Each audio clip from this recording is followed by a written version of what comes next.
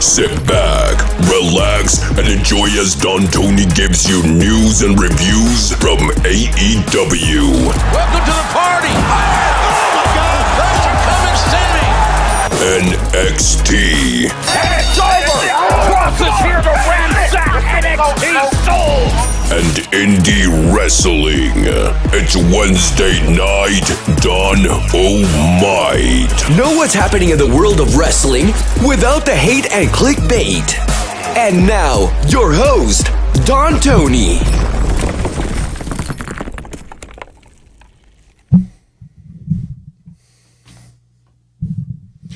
My pick to face Johnny Gargano in NXT Takeover 2. My pick. Maybe a little help from Austin Theory. It was me, Austin. It was me all along. What's up, everybody? It is Wednesday Night Dynamite. Don Tony here. March 24th, 2021. We're getting the end of the month, which only means one thing. My birthday, Saturday. Now, check this out, everybody.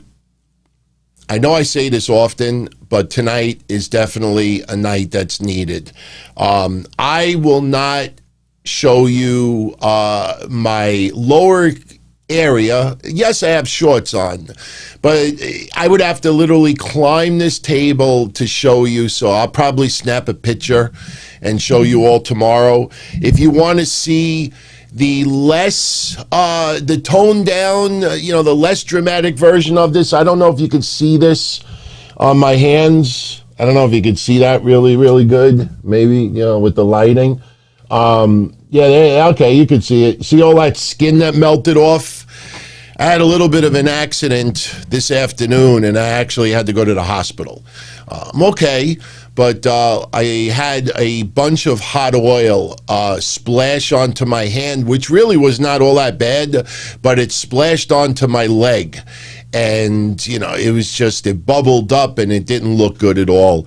So I actually, I'll take pictures and I'll show you all tomorrow. So I'm on some pretty strong painkillers tonight, even though, I could kind of handle the pain, but the burning is so goddamn uncomfortable right now. It sucks. It sucks. But, hey, we had two decent shows tonight in AEW Dynamite and NXT.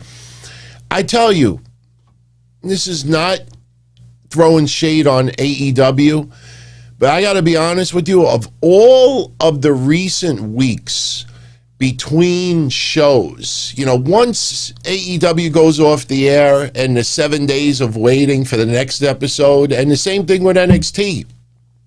Tonight was probably the least energetic feeling that I got going into Dynamite. And the best way I could describe it is, during the week, you think about some of the matches that are going to go on. You think about some of the possibilities. And yes, they did, the Pinnacle formation last week, beating down the Inner Circle. But AEW has a habit of taking an extra week or two to develop things. And case in point, Matt Hardy forms his alliance to take out the Dark Order, and they fight everybody but the Dark Order last week. Tonight, we got the main event, Darby Allin versus John Silver, which was a very good match. But Matt Hardy is out there with his entourage right before that match. And yes, they showed up at the very end, because with AEW, you always have to have chaos going on to go off the air. But why would you allow, in storyline, John Silver to be this close from taking the TNT Championship? I don't know, some of it seemed a little bit ass backwards today, but we'll talk about it. We'll definitely talk about it. Now, a couple of things transpired the last couple of days in the world of pro wrestling. Now, I want to make this clear. For those that might be new to this Wednesday show, especially tuning in live, we talk about everything except WWE, the main roster Raw, SmackDown. So as far as Great Khali going into the Hall of Fame, as far as Kane and other things going on, we will talk about it tomorrow. I will be happy to talk about it Friday if you'd like. But tonight, it's about AEW and it's about NXT. Now, I will say this. NWA had their pay-per-view over the weekend. We did predictions on Friday, got every match correct. You know, the big question now is what happens with Thunder Rosa going forward with NWA. They had their first episode of Power. You know, pretty cool to see Darren Young there, because that's something that had been discussed for a little while now. But yesterday on Patreon, I had not seen, you know, the episode yet. And I did the show with Mish last night, and Mish tells me, he's like, did you see Power yet? I'm like, no, why? He's like, oh my God. Now I know the Wrestling Soup family has some previous issues with Velvet Sky, but he's like, my God, she's on there doing commentary, and you have all this energy, and she's very low-pitched, mundane, relaxed, like, oh, I'm very honored to be here. This is that. I watched it today, and, you know, I had a feeling, because I said this yesterday, and it kind of confirmed it for me today, gave me flashbacks of David Otunga when he was doing some commentary on Raw. I'll never forget that pay-per-view. I remember JBL screaming at the top of his lungs. It might have been Michael Cole with him or something else, someone else. And here's David Otunga. Well, I guess we'll have to wait and see. And I'm like, now, obviously, David Otunga found his niche doing the pre-pay-per-views and, you know, the discussions. And I actually am a fan of David Otunga now. I say, let's give Velvet Sky a little bit of a break. It was the first, you know, time that she was on commentary. I think she'll find herself in weeks to come. But it is a very interesting decision. Out of a lot of women that they could have put on that show, it was very interesting that they chose Velvet Sky. And it's cool. It's cool. But as I said yesterday, I think Medusa would have been a perfect fit for NWA Power. She still wants to go at it a little bit in the ring. She fits in with the NWA and the nostalgia. She is a Hall of Famer. She is a veteran. She is well respected. I'm a little surprised that they did not really try to get Medusa in. And hey, that could still happen. They could still happen. And it was nice to see Tyrus also wrestling over the weekend. So yeah, Soulfly, man. Great way to get me off of the topic of NWA. Look, I wanted to give it a little respect because I'm taking a wait-and-see approach with NWA. A lot of people seem to forget about what happened with them with that UWN or whatever that shit was in August and September. You know, David Marquez. I always mix them up with Alex Marvez because their names are so similar. But, you know, when he speaks out last week and says, you know, look, they didn't invite me back. Not for nothing, you own that UWN, WWO, whatever that crap was, OWN in August and September. And what NWA is trying to do right now with Fight, they tried to do in August and September, and that was a flop on top of a flop. So with all due respect, I think you have to eat a little bit of crow, and, you know, you owning that promotion, nothing personal. I wouldn't bring you back. Seriously, I wouldn't bring you back. Not right now. UWN Primetime Live. Yes, Primetime Live. Oh, my God. That was a joke, man. What's not a joke was the close of NXT tonight. Man, Adam Cole, I agree with you, Soulfly. One of the best promos that he's seen in a long time, heard in a long time. The guy is a total package. WWE has him locked up, you know, through part of 2021. I think he stays. I know that there's a lot of fantasy of him in AEW, him going to Japan, but that guy obviously is really the backbone of NXT. You know, I know Moxley won Wrestler of the Year last year, but I said it all along. I thought Adam Cole deserved it, especially in 2019. The man, I don't think people realize or recognized how much he put that promotion on its shoulders when we started getting so much chaos. But he cut one of the best promos tonight that I have heard on WWE television in a very long time. And yes, we've seen some very passionate promos. When you bring reality into a promo, it usually works. Hell, I even got compliments for some of the shit that I did on the indies because I would bring real life stuff. And when you bring real life into a promo, and especially it's something emotional that triggers certain feelings, it's only normal. It's only fitting for, to have that extra come out of it.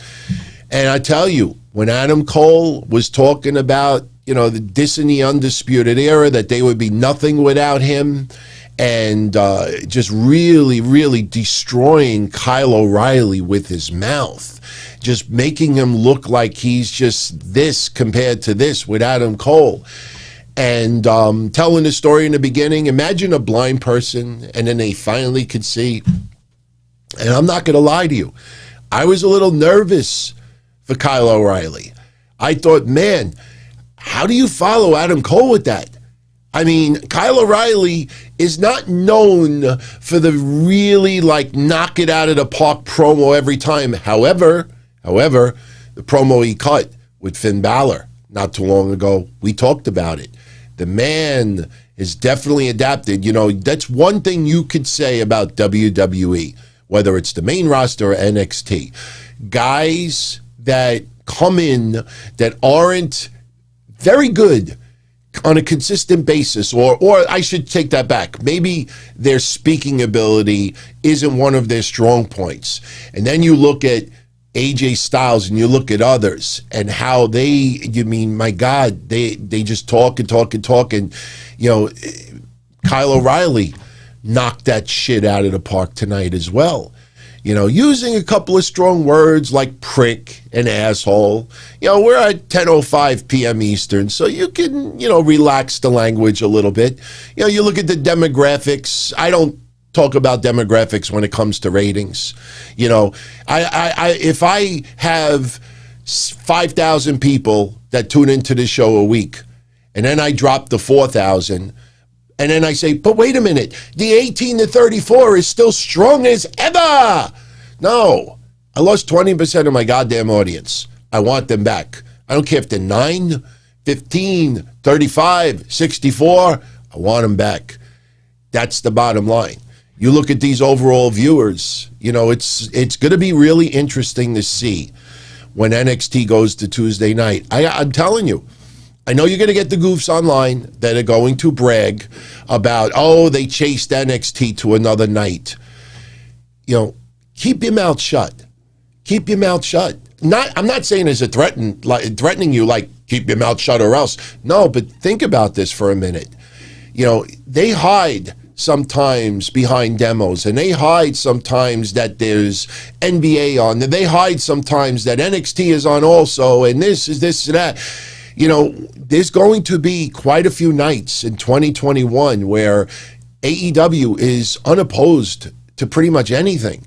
And what are you going to say? Oh my God, somebody died in a rodeo and everybody tuned into that? We already ripped apart that bullshit January 6th when the rating was garbage. And oh no, everybody was watching the news footage that day. Well, what happened the next week when they lost 5,000 viewers? Impact Wrestling. Did you see the rating for Impact Wrestling this week? Lowest rating. Now, there be people out there being kind because Kenny Omega was on. They're being kind, saying that it was the lowest rating of 2021. 119,000 viewers. How's about one of the lowest ratings in recent memory? Impact Wrestling, with all due respect, they talked about this Forbidden Door. I'm not going to rag on Tony Khan about the Forbidden Door because I think a lot of you out there will agree with me when I say this. Out of this relationship, a little bit New Japan, Impact Wrestling, seriously, think about this for a minute.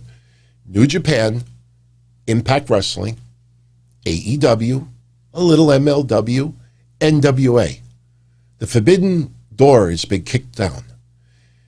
I've compared that forbidden door for the last month to the scene in A Naked Gun where O.J. Simpson at the very beginning is about to kick down that door, and they were doing this big drug busting, and his foot kicks through the door, and his foot goes through the door literally, and as he's trying to get his foot out of the door, everybody is preparing their weapons, and then he opens the door, police squad. That's what the forbidden door looks like. But Tony Khan comes out of this smelling like roses, because who has benefited the most out of this menage a five? AEW and Tony Khan. NWA, they didn't benefit at all with this. Now, yes, Billy Corgan might need to, hey, we need a couple of people to show up on our show. Okay, we'll see what happens. It hasn't happened yet. But Impact Wrestling has absolutely, and congrats, Mighty. He got the vaccine 2 days ago. He's still feeling a little effect. Give it another day. Relax, give it another day. I'm telling you, that's your body doing what it's supposed to. That vaccine's going in your body, and the outside, shell is wearing off, and now it's trying to tell your body, okay, if you ever get this virus in you, you know what to do. So right now your body's like, what the fuck are you talking about? And it's trying to kick its ass, but it doesn't realize we're friends. So right now your body's trying to fight it, but in the end, the vaccine will win, and it will train your body that if a virus enters your body, the minute it enters your body, what the fuck is it? It's like a club. It's like a club. You're going to have millions of bouncers inside you. And you're going to get these podcasting goofs that are going to try to have a convention at your club. I have these podcasting goofs at my club. The minute they open those doors, your bouncers are going to beat the shit out of them. So getting back to my little opening rant that I was not planning. Tony Khan has come out of this smelling like roses. Impact Wrestling. I understand they thought having Tony Khan on their show, having, Matt Hardy show up, Private Party, Kenny Omega, trying to do this little bit. Now they're doing title versus title. And yes, in return, you got the Good Brother showing up on AEW, this and that. But my God, we've said this. Think about that. We've said this for 2-3 months now. Oh, maybe even more than 3 months. How does Impact Wrestling, when Kenny Omega shows up on Impact and they show this goofy segment where Rich Swann's trying to get to the truck, trying to get to the van, trying to get to the RV and can't, this motherfucker doesn't call Uber and say, take me to Daly's place. And Impact Wrestling doesn't think for the last bunch of months, now you put Rich Swann, you deserve 110,000 viewers. You deserve nothing. You blew it. You blew it. You never get a second chance at a first impression. This is making AEW look like they made out like bandits. Even if they gave money to Impact Wrestling, even if they gave money to NWA, even if they gave money to MLW, New Japan, my God, Kushida shows up. Not Kushida, excuse me. I almost said Kushida because I have him on my mind because he wrestled today. What's his face shows up? Oh my God. Kenta shows up. And that night was the night where Tony Khan said the forbidden door has been kicked open. What has happened since? Absolutely nothing. Absolutely nothing. What happened since? Tony Khan, you know what it feels like? Like Tony Khan is like, this is what it seems like. It's like all of us. I invite all of you to come over to my house. This is what it seems like. I have all of you coming over to my house. We're going to have a big pool party. We have a barbecue, big pool party. And meanwhile, we have this NWA promotion owned by, I don't know, we'll just call him Kevin. And we have this New Japan promotion, and we'll just say it's owned by Lee. And we'll say this, and they're like, oh, you know, we'd love to come and hang out. You know, maybe we can like do some business here. All right, you know what? You know, we can use a little bit of pork ribs and barbecue. Why don't you send over your pork ribs and barbecue? And then, oh, why don't you send this? Oh, why don't you send that? Why don't you send? And we're all eating it, and we're all enjoying it. And meanwhile, they're still home. When is that party going on? Oh, you know, we really don't know yet. But meanwhile, you hear like splashing in the background. Seriously. AEW has come out smelling great on this. These other promotions, Impact Wrestling, it's satire now.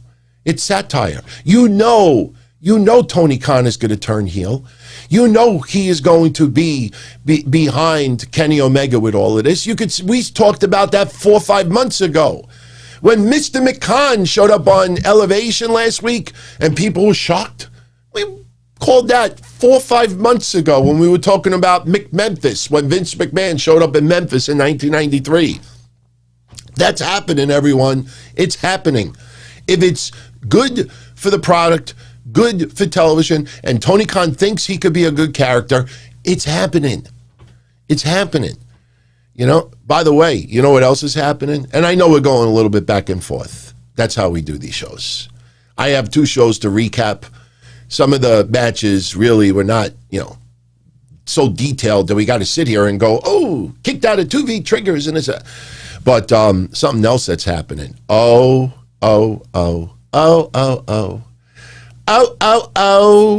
You got this? Oh, no.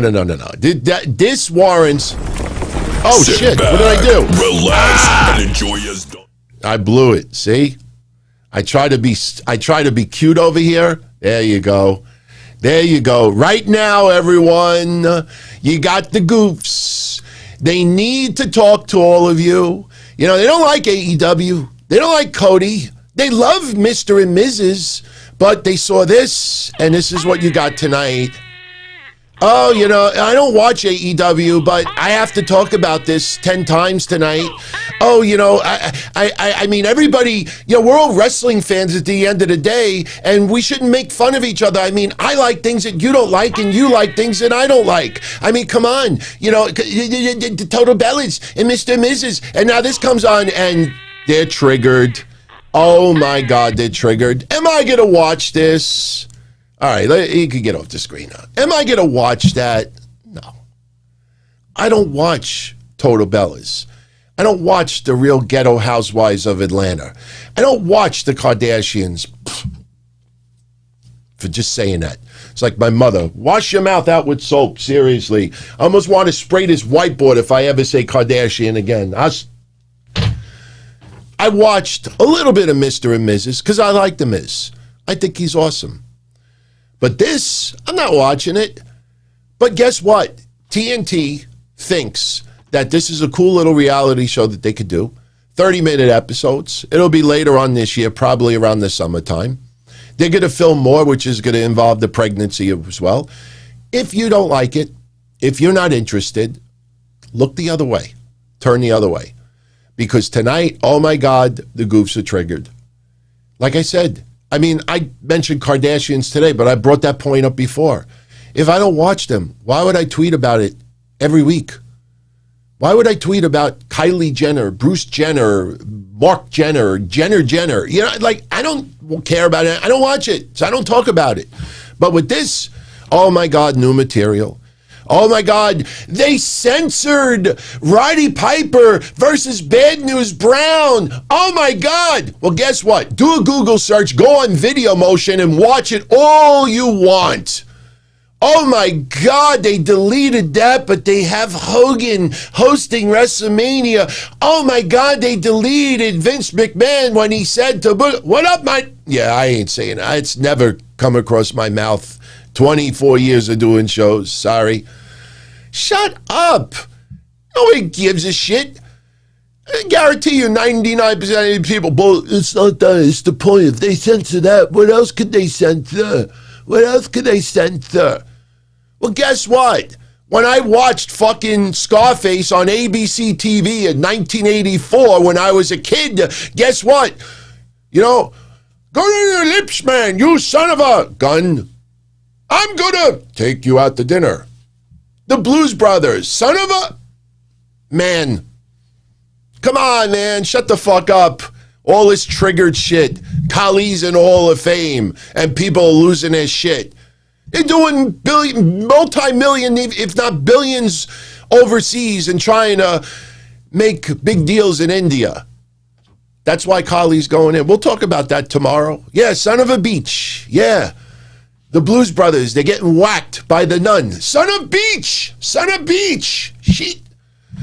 They did that with Stripes. Remember Stripes? Who's the curly hair guy? That was also, he did Ghostbusters. You know, not Harold Ramis. Harold something. Somebody will know. Somebody's tuning in live. You know, he taught that class. What was his name? Come on, somebody has to remember. The guy who was in Ghostbusters that directed Stripes. Harold Ramis. Oh, I was right. Harold Ramis. Thank you, Lion. He taught that class for people that didn't speak English. You couldn't show that now.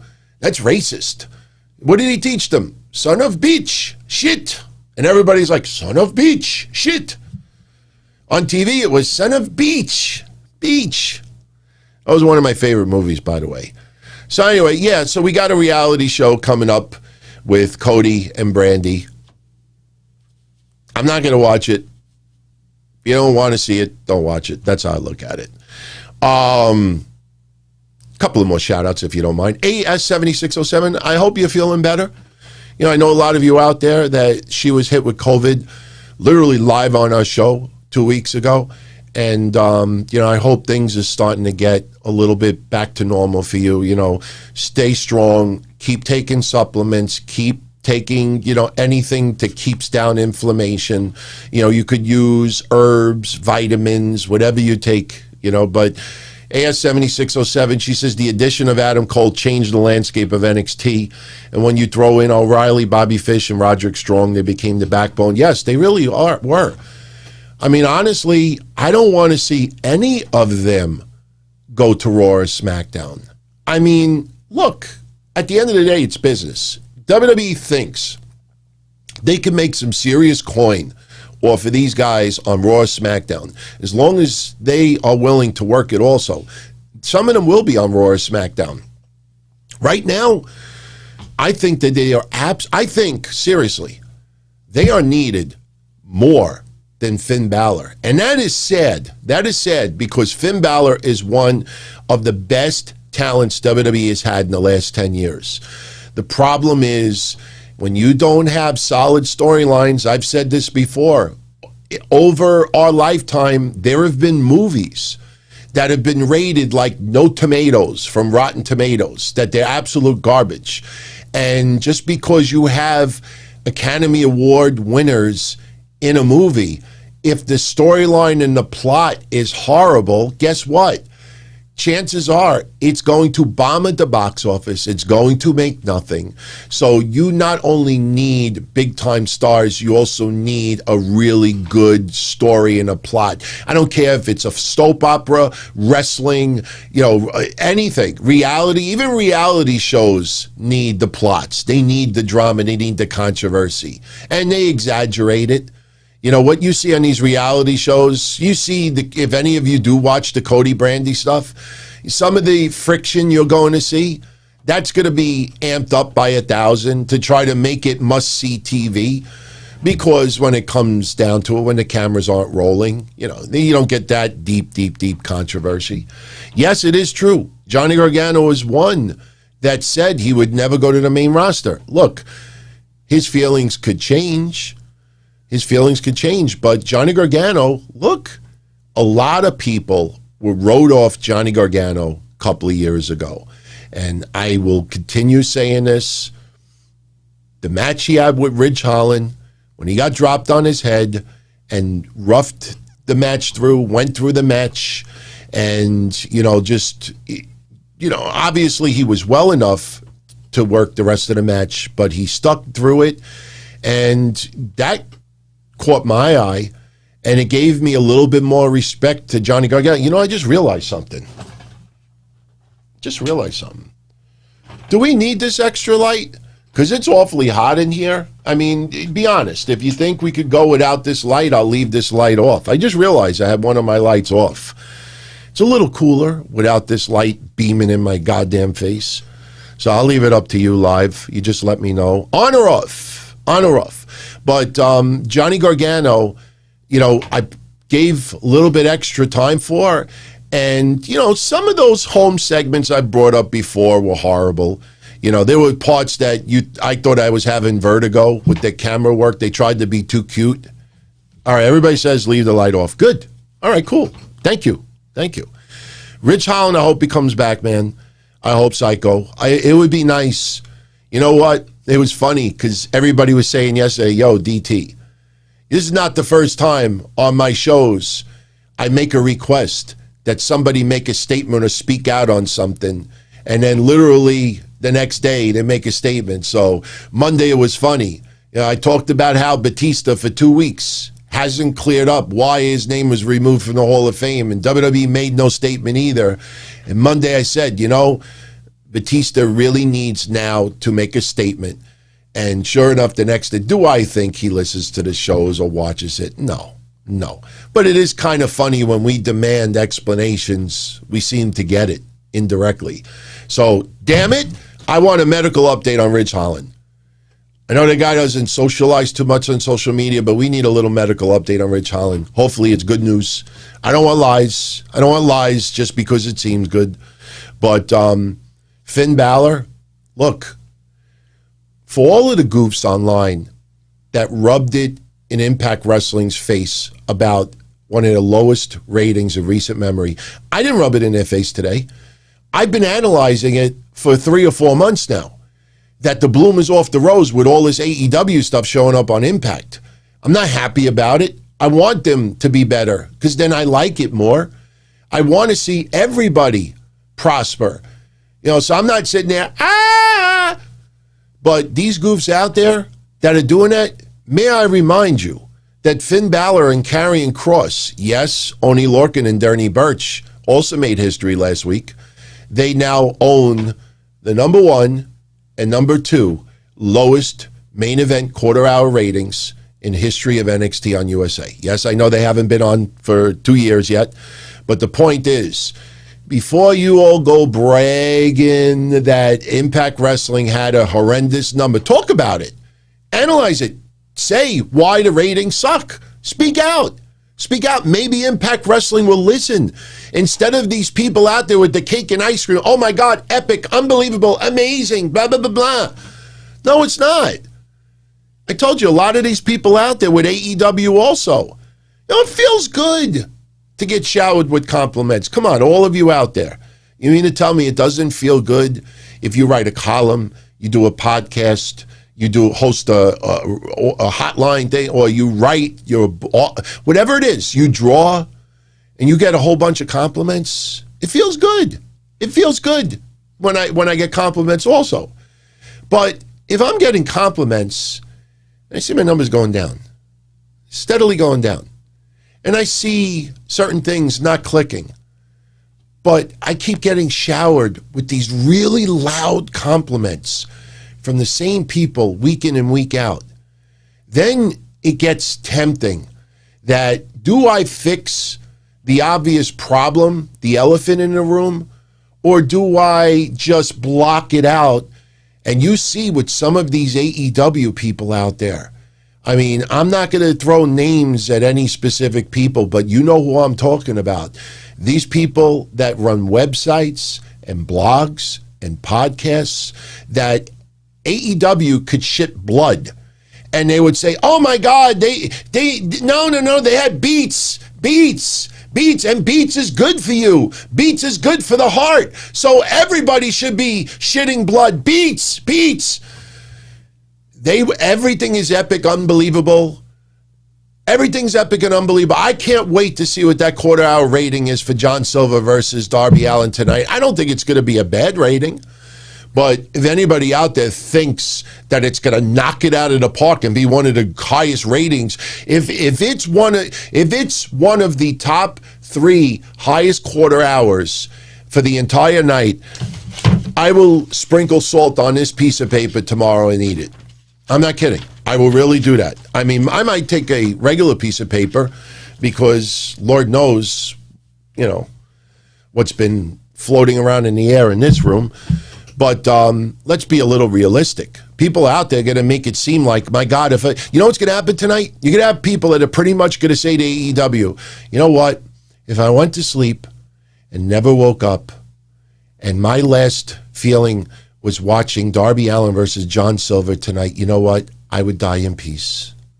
Like Kyle O'Reilly said today, for the first time in a couple of years, I'll be able to sleep like a baby. That's what some people are going to say tonight. It was so blah, blah, blah, blah, blah, blah, blah, blah, blah, blah. If I got run over by a taxi tomorrow, you know what? I would go to heaven knowing that my last memory was seeing an epic, unbelievable match between Darby Allin and John Silver.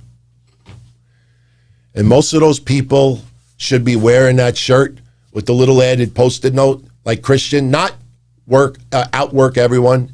It's out of work everyone.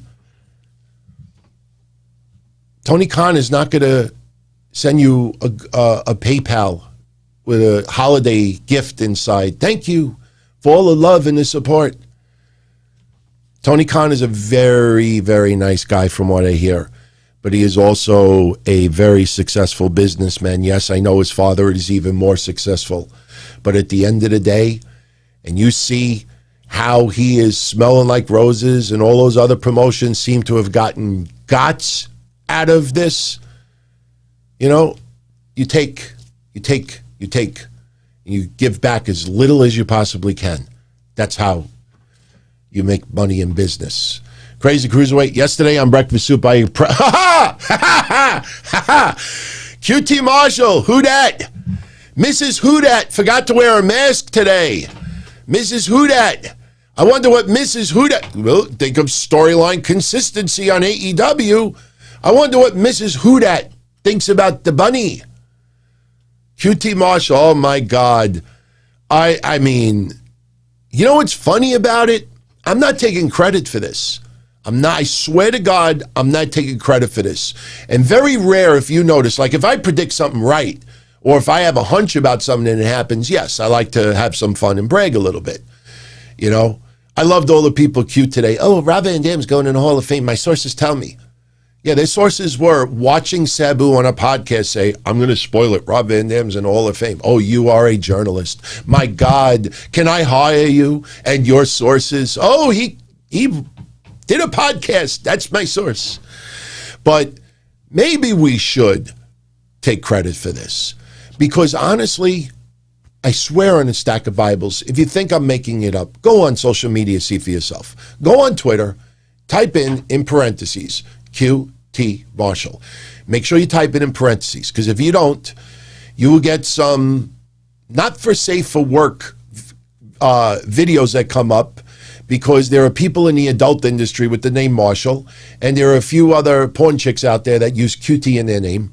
So now I know some people out there are going to be like, fuck the print. No, but put it in the quotations, QT Marshall. So it comes up exactly as QT Marshall.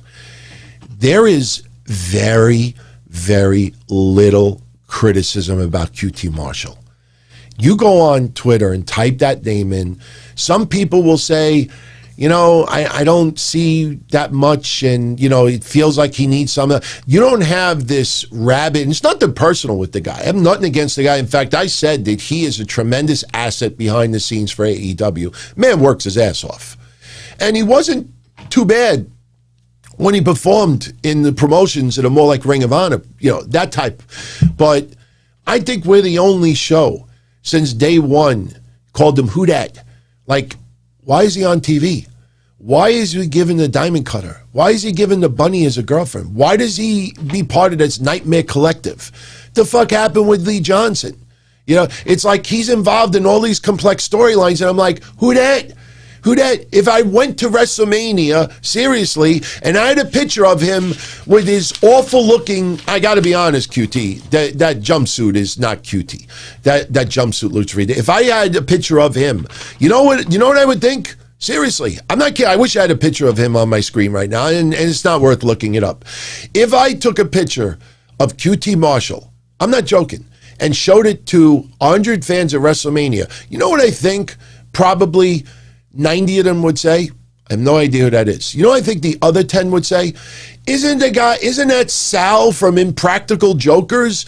Did he lose weight? Did he shave his head? He looks like, in a way, he looks like a rejected character from Impractical Jokers. I'm watching him on TV. Now they do it. This is how awful it is. They do something to, think about this. My God, talk about temptation from the devil. He comes out there. People actually wrote today, oh, QT Marshall's turning heel? Where have you been for the last 6 weeks? Anyway, QT Marshall comes out today on Dynamite. And he says that he feels he's not being respected, that he's Cody's friend, and he works behind the scenes. And I'm saying to myself, wait a minute. There's nobody online that brings up that aspect except for all of us over here, the Donzilla Army. And he's cutting this promo saying, I want to prove myself. Motherfucker, you were in this bunkhouse shit. You tried to sell your bloody jacket on eBay for $45. And this guy, I got to prove myself. You were given a diamond cutter. You were given a girlfriend. You were given this. You were given that. I got to prove myself. Here's where it was so horrendous today. Here's how horrendous it was. Cody comes out.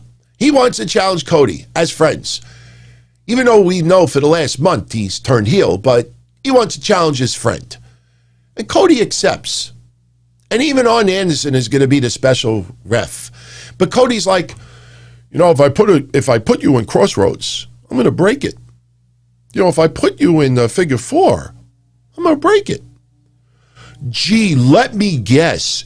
QT's going to put a move on you, and he's not going to break it. And even worse, he accepts the challenge, and he's got a sling on his arm, and doesn't even I might not be 100%, or I might. And they go to commercial. And I swear to God, I'm not exaggerating. Go back and watch this, please. After Cody accepts the challenge, wearing a goddamn sling, Cody starts walking off. Look at QT Marshall as Cody is walking off. He does one of these. Now, Cody is walking this way. He does one of these. He's on the corner of 42nd Street and there's all these cabs and people walking by and you're getting all in a daze. Just think of the storyline. He turned heel. He wants to fight his friend. His friend's in a sling, accepts the challenge, walks away, and you don't attack him and beat on his goddamn arm so you get a little bit of heat next week? That was horrendously awful. If you're a fucking heel and you want to attack someone out of jealousy, you got that opportunity. The guy's got a sling on and they don't even think about doing that. I don't know why he gets this time on TV. I mean, I do know it's the same reason why you got Brandon Cutler, nothing personal against him, as Jim Cornette says, Cutlet. Did anybody, honestly, seriously, there is no wrong answer here. Chat room, speak. I'm sorry I can't put it on the screen today.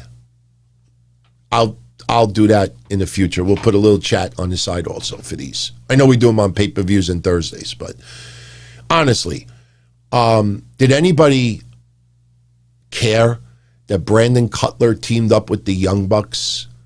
How fucking random is that? I understand they're good friends in the back. But, once the cameras are on, you got to use people that people want to. And he eats the pin from Laredo Kid. I like Laredo Kid. But they put the Young Bucks with Brandon Cutler. I mean, that's almost on the level of Braun Strowman teaming up with Nicholas because they want to do something for the referee's son. Because, you know, Jack Doan, Nick Doan, whatever his goddamn name is. Who cares? Brandon Cutler? How's about putting Jungle Boy? How's about putting a high flyer up and coming? How's about putting somebody that you interacted with recently? No, we'll just put Brandon Cutler out there. The guy, I honestly feel this. I think Brandon Cutler, during that match, at points, looked around and said, why the fuck am I in this match? You got the Lucha Bros and Laredo Kid and the Young Bucks who are in the middle of a storyline. I honestly think Brandon Cutler looked around. I just can't picture him saying, oh yeah, I belong. I work my ass off behind the scenes. I belong. Hey, there's my wife in the corner without wearing a mask too.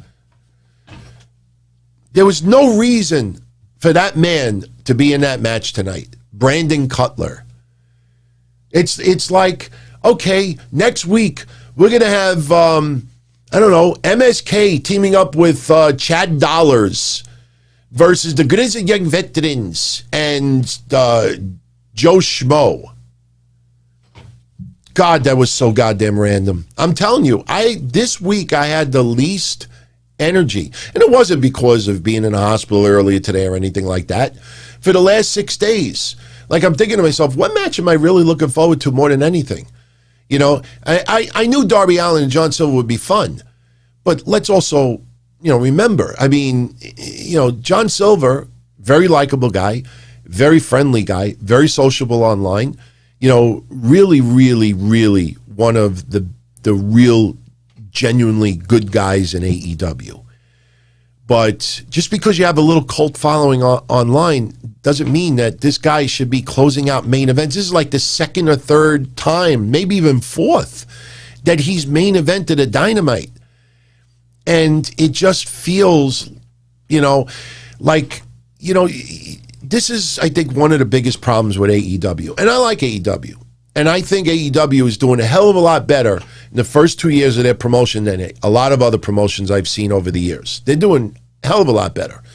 But I think one of the biggest problems is I understand rewarding people for all of the hard work they do backstage to make AEW what it is on TV. But you have to be a little bit more selective and creative in doing so.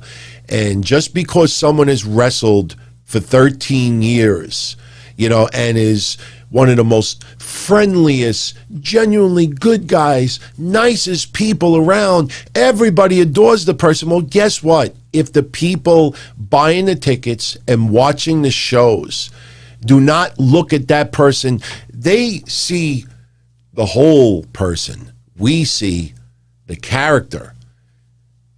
We know that there's a lot of people on the WWE main roster that are genuinely good people. But while they're on, get them off my TV. This person sucks. Why am I watching this? Oh, bathroom break and this and that. No, but he's a wonderful person, or she's a really wonderful person. Oh, okay, so I have to watch it. I'll hold in my pee. You know, can't leave the TV, you know, because this person is just, you know, this person retweeted my tweet. At the end, watch what the quarter. As much as some of you may not like me, when you talk about the quarter hour ratings, you know that I nail this shit almost every time. And last week, when only Lorcan and Danny Burch versus Finn Balor and Karrion Kross had the lowest quarter hour main event for the final quarter, the lowest in the history of NXT on the USA Network, that's alarming. And honestly, you know, I'm getting better. I'm getting better with my graphics, my banners for the shows. And if you notice, I don't do clickbait. I will never, ever do that clickbait shit that a lot of these people do online. But this might have been the best thing to happen for the NXT Tag Team Champions, championship belts right now. Because Oney Lorcan and Danny Burch have been horrendous with ratings. For people that don't know, Danny Burch suffered a separated shoulder. It appears to be legit. I don't ever trust the x-rays. I don't trust x-rays that I see on their pages. You do a Google image search and just type in shoulder separation x-ray, you will swear that x-ray that they showed of Danny Burch is one of the random images you could get from like Image Shack or something like that. So they just have been abysmal with those belts. I tell you the truth, I like Danny Burch 1,000 times more than I like Oney Lorcan. If you look at Danny Burch, you know, without the facial hair, you know, maybe it's a little bit blander, but you put a little 5 o'clock shadow on that guy just looks like when you like eat like real hot spicy food the night before, and the next morning you're on the bowl and you're just letting out all crazy things. And if you were to look at it, as angry as that bowl looks, that's what Danny Burch's face looks like. His face doesn't look like shit. His face just looks like anger. Like someone that just gets on. He has it. Oney Lorcan, I've never gotten behind. It's just too bland for me. Too bland for me. Honestly, if I didn't like John Silver all that much, I would say, you know what? Maybe he should go to AEW and be John Silver's brother, you know, brother from a stepmother or something like that. But so the belts are off of them. It's been vacated. Another title vacated due to injury. So in case you missed NXT tonight, they are going to do a 3-way dance, a triple threat match for the tag titles. It will be night 1, which is a Wednesday.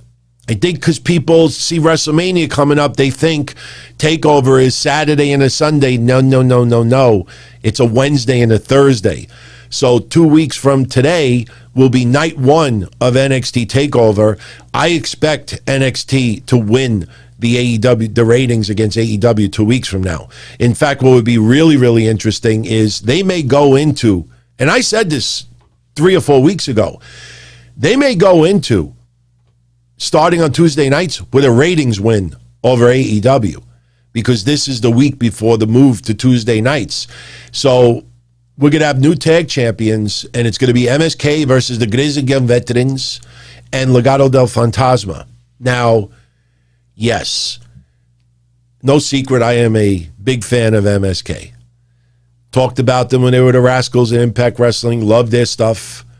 You know, it still makes me chuckle of people that say they've been watching Impact Wrestling every week for the last 5 years, but now MSK is like a new thing to them. You know, never talked about the Rascals. You know, why? Because they wear neon green now. But as this is going to sound nuts to some of you out there, as much as I would love to see MSK win those belts and have sort of a WrestleMania moment, they won the Dusty Tag Team Classic. I personally think, as crazy as this sounds, you might have to put those belts for a little while on the Grizzled Young Veterans. I kid you not. I don't like the Grizzled Young Veterans as much. I get this. Well, I shouldn't say I don't like. I get the same feeling about the Grizzled Young Veterans as Imperium minus Walter. I get the same feeling as Oney Lorcan and Danny Burch. And I don't think the Grizzled Young Veterans would be that spectacular, but let's also be honest. Let's be a little respectful for a second. The Grizzled Young Veterans went to the finals for the Dusty Classic 2 years in a row and lost. The Grizzled Young Veterans as champions would be a great storyline for MSK to go after. So honestly, I'd rather see the Grizzled Young Veterans win the titles and then have MSK chase them and have a little bit of a feud for a couple of months than to see MSK win it right off the bat and then just to get laid out by the Grizzled Young Veterans. So I think you give the belts to the Grizzled Young Veterans. I know that sounds nuts to a lot of you out there because of my criticism of the GYVs. I think MSK right now is better at chasing them. You know, my God, they win it. They've gotten to the mountaintop already. It's too soon. It's too soon. So we will see what happens. We'll see what happens. Little Brandon Cutler love, Crazy Cruiserweight. Why watch Brandon Cutler when you can cut lettuce? Yeah, or I could have like second or third degree burns on my hands and almost my crotch. Thank God I was wearing shorts. I melted like right above my knee. Nice chunk, but I'm not one of those that walks around the house naked. There would have been a serious problem today. Serious. You want to know what I did? I'll tell everybody what I did. I don't know if anybody out there has ever seen what they call bread cheese. You could buy it in stores. It's like a square block. I know some popped when I talked about that on Patreon one time. I buy bread cheese, and it's a square piece of cheese. And if you pan fry it or you put it in an oven, it gets like an outer coating, and it looks like almost like bread. There's like a crust that comes in. All it is cheese, but it builds a crust. So what I did, not even realizing I was lazy, I took a piece of aluminum foil, I sprayed it with avocado oil, and I put the cheese on the aluminum foil, and I put the foil in the oven. I let it bake for about 20 minutes, nice and crispy, and you have all that oil from the cheese and the avocado oil. So when I took it out of the oven, I did not put the aluminum foil on a tray first. So I just took the aluminum foil, just the foil, out of the oven, and when I picked it up, like a bad cartoon, the aluminum foil folded, and all the oil went onto my leg and my hand. So it's called bread cheese. I've never had a fried hot dog, but you know what? I actually think I am. Well, maybe with cocktail franks. Fried hot dogs with cocktail franks. I'm sure we'll talk about food tomorrow on the Don Tony Show. So we will have new tag team champions crowned in 2 weeks, and we'll see what happens. I have the lineup so far for night 1 and night 2, but let's fill in the blanks from the shows today. Let's get through it, because believe it or not, we're already almost an hour. It's great when you have conversation and it flies by like this. So, AEW opens up today with Kenny Omega versus Matt Sydal. Nothing against Matt Sydal, but when you look on AEW social media and they're actually showing the standings for 2021, Kenny Omega's had 2 matches. As far as singles, 2 matches. It's most glaring when you look at the women's division, because I think Ty Conti was like 9-2 or something like that, and some of the other women have had like 6, 7, 8 matches in 2021. You look at Hikaru Shida, her record in 2021 is 2-0. 2 matches. The horrendous treatment of Hikaru Shida as AEW Women's Champion continues. It's not her fault, but AEW has done a piss-poor, pathetic handling of her title reign. Next week, we're having a tag match. Why? Nyla Rose loses to Ty Conti today because they want Ty Conti's stats to go up a little bit further because they need a new challenger to Hikaru Shida's title. That's what they're going for. So after the match is over, for some reason, the bunny shows up.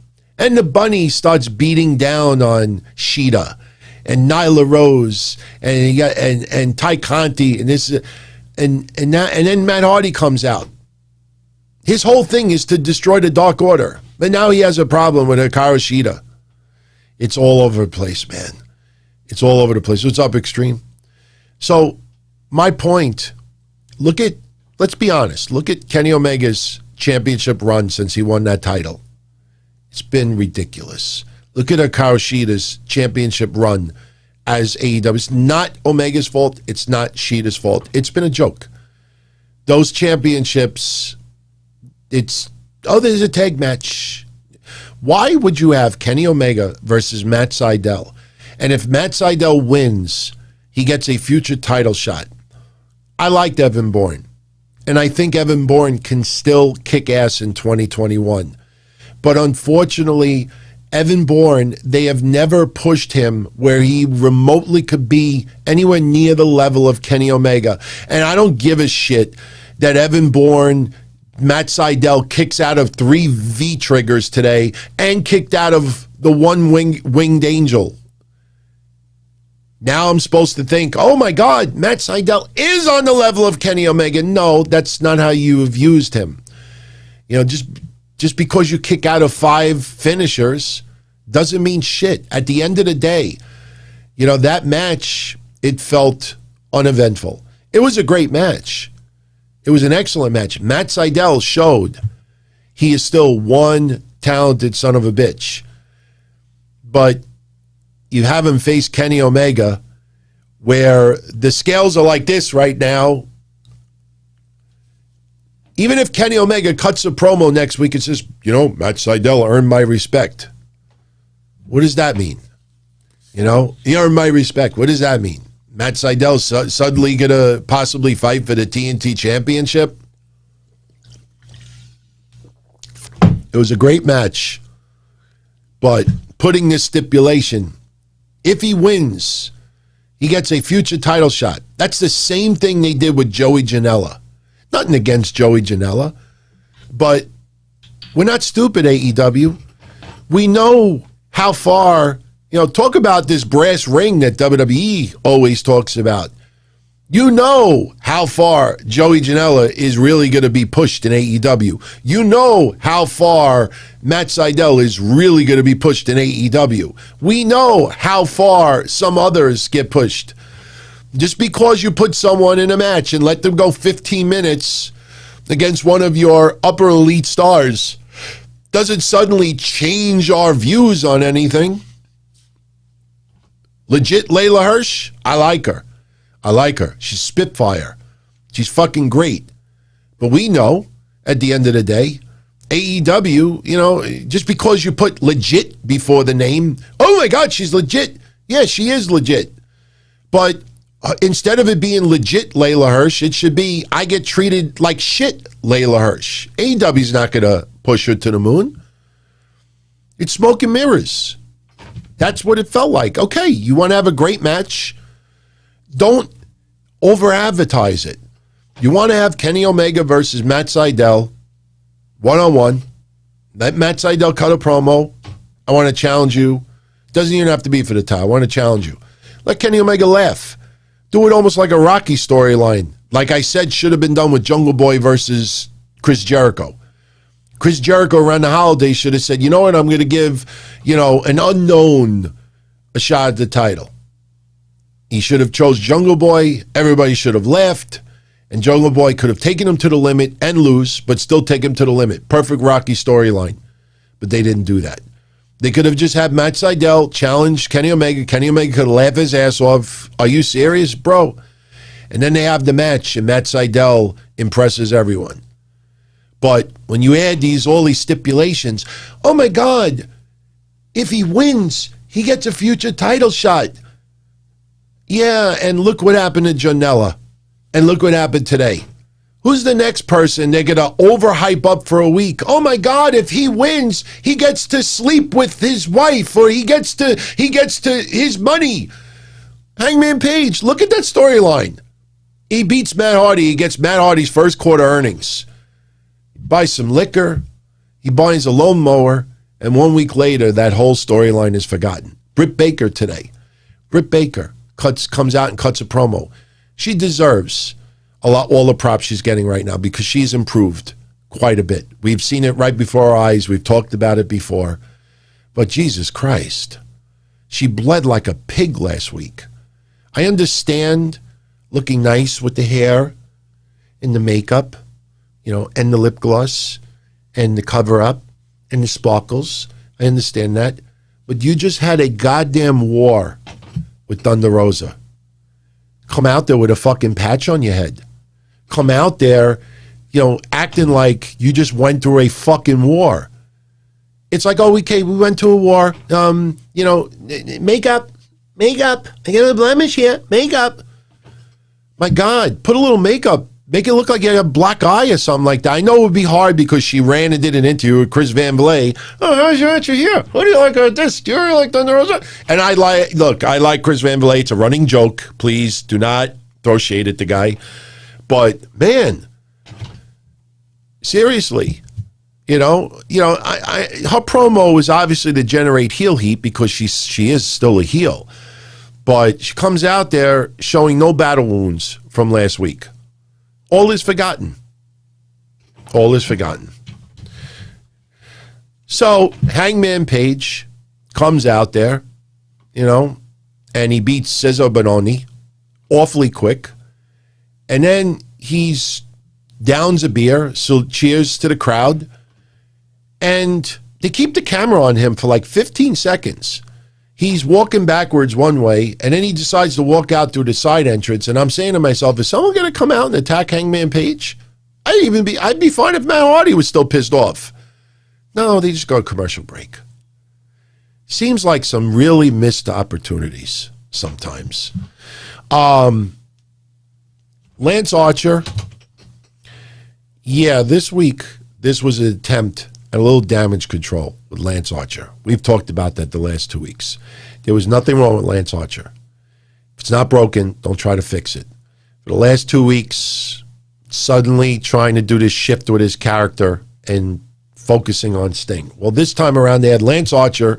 I guess he was in the same warehouse that they've been renting, or maybe they bought that warehouse. I don't know. But he's sitting in there, and he basically is saying, without Sting, it wouldn't be a Lance Archer. So now he shows respect for Sting, but basically said that it's his time. And, the walls are going to come crashing down, and it's going to be his boot that kicks it. And, I like that. I personally think that should have been done 2 weeks ago. Look, like I said, there's still a new company. There's going to be a hell of a lot of growing pains, and they are going to screw up some people from time to time. My only problem is it seems like the people they screw up the most are either taller than 6 foot or over 300 pounds. Or a lot of the big men. I mean, you see it. The Brian Cage stuff is all over the place. Team Taz today, saying that Brian Cage apologized to everybody, and he's got the look on his face almost like, I didn't apologize to anybody. And Team Taz is like, no, everything is good, right? Ricky Starks, right? Hobbs, right? This, but and he goes to Brian Cage, and Brian Cage says something like, super or whatever it is. And, it's a little bit sarcastic, but, it's just like out of nowhere. Okay, they've hit a major lull with Team Taz. So we'll tease a little dissension with Brian Cage. I don't know. Yes, Royal Soldier. Team Taz has been booked like crap. Especially, with the stuff with Sting. I mean, in the end, that pay-per-view fight was fun. The cinematic match, it was fun. Showing props to Sting. And when we get to the main event, there was something I had a problem with Sting. I'll explain in a minute. But like I said earlier, Britt Baker cuts the promo. Took Mick Foley 20 years to be a hardcore legend. I did it in one night. That's not really to throw shade on Mick Foley. Using him, try to boost herself, and trust me, Mick Foley loved every second of it. So, Christian Cage in the back. They show him with the Varsity Blondes and Dante Martin. Then Kazarian shows up. Kazarian basically says to him, I see the shirt. Outwork everyone. Where's the work? So what that leads to is next week we have a match of Frankie Kazarian versus Christian. Yes, they have history in Impact Wrestling. And if you've ever followed Impact's Twitter account over the last year or two, you know for a fact that tonight they will have on their page flashback Kazarian versus Christian. That's what Impact does these days more than anything else. If there is somebody shining in AEW or WWE or NXT, or somebody makes a debut, they will post flashbacks of those people to try to get any attention their way. Instead of focusing on trying to make their current stars feel more meaningful they will run to the opportunity. Oh my God, let's show, the Lucha Bros when they fought in Impact Wrestling one time. You see where I'm going with that. That's what they do with their social media account more than anything else. They are more trying to get hits about people working elsewhere that worked in their promotion at some point, and you're going to see Christian Cage all over Impact Wrestling social media tonight. I will bet the ranch on it. But they have had history, and look, it'll be a fun match next week. We get to see Christian in action. And, by the way, I think it's TV Media or TV Insider. They did a great interview with Christian, and Christian talks about getting hired in AEW and talks about, finally getting cleared by his doctors and wanting one last run. And, it's a great interview if you want to go check it out. Lion is asking, AWA used to do that with a lot of flair. Yeah, but AWA wasn't, we didn't have social media at that time. I mean, and AWA was pretty much done. Impact Wrestling still has a very active promotion with some great stars there. And it seems like they are more into like pushing Omega and pushing clips from yesteryear. I mean, does anybody feel like with me that their push of Deonna Purrazzo has like drastically dropped? Last year, up until the end of the year, they convinced everybody that Deonna Purrazzo was better than Tessa Blanchard. And, that's up for debate. I'm not throwing any shade on Deonna Purrazzo. She's a great star.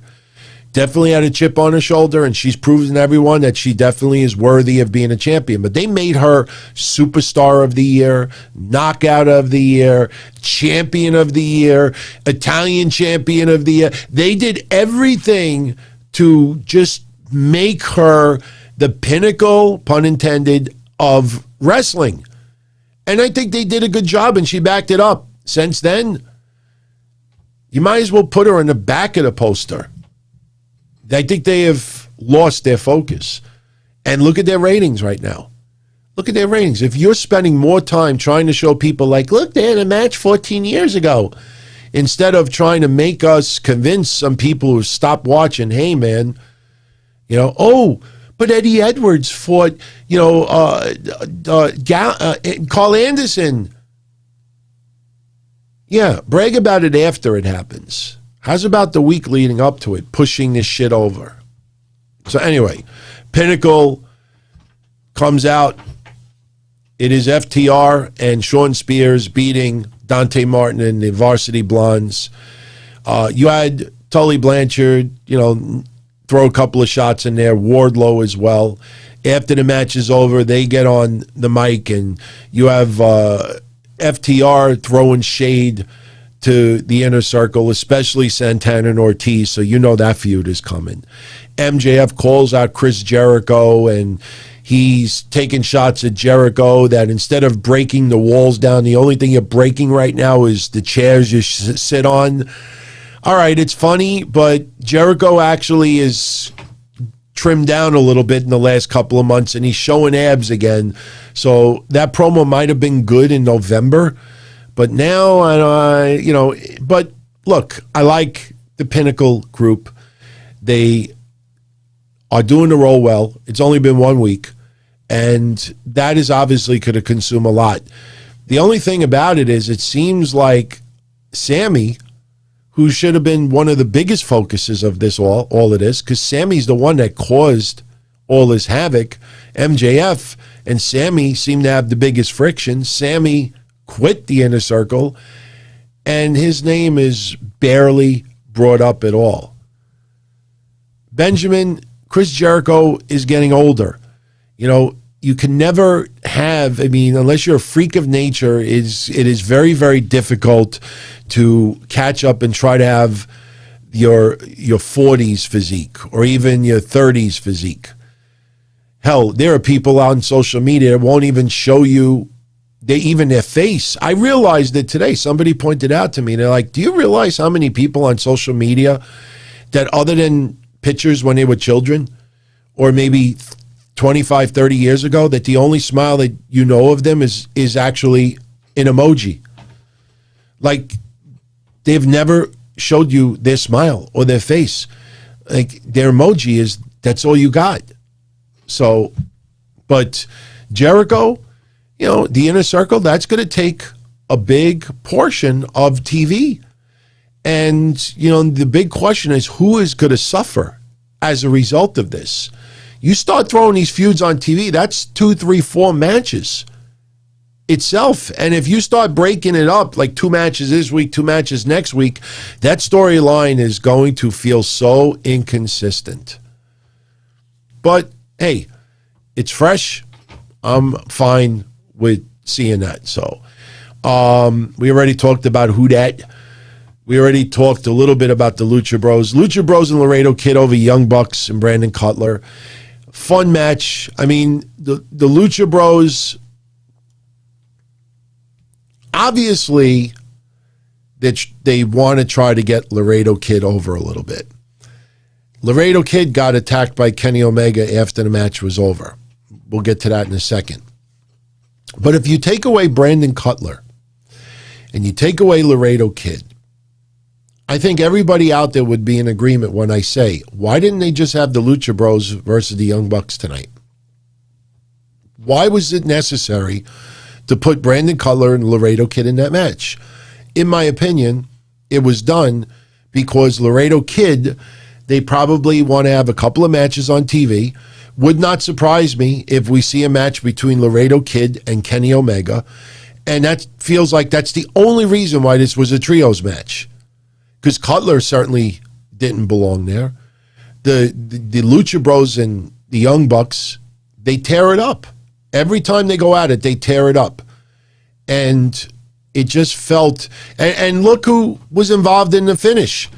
Laredo Kid hitting the Spanish Fly on Cutler for the pin. So I think the only reason why that match happened is so they could get Laredo Kid for a few additional matches, and I wouldn't be surprised, like I said, if one of them is Kenny Omega. After the match is over, Kenny Omega comes out, nails Laredo Kid. Then he gets in the face of the Young Bucks, and he basically starts cutting a promo saying that 3 years ago, he made a decision, and he passed up opportunities to go to New York, meaning WWE, and he passed up opportunities. He said, not for AEW. He passed everything up for the Young Bucks, and that their family, and, obviously they are the backbone of AEW.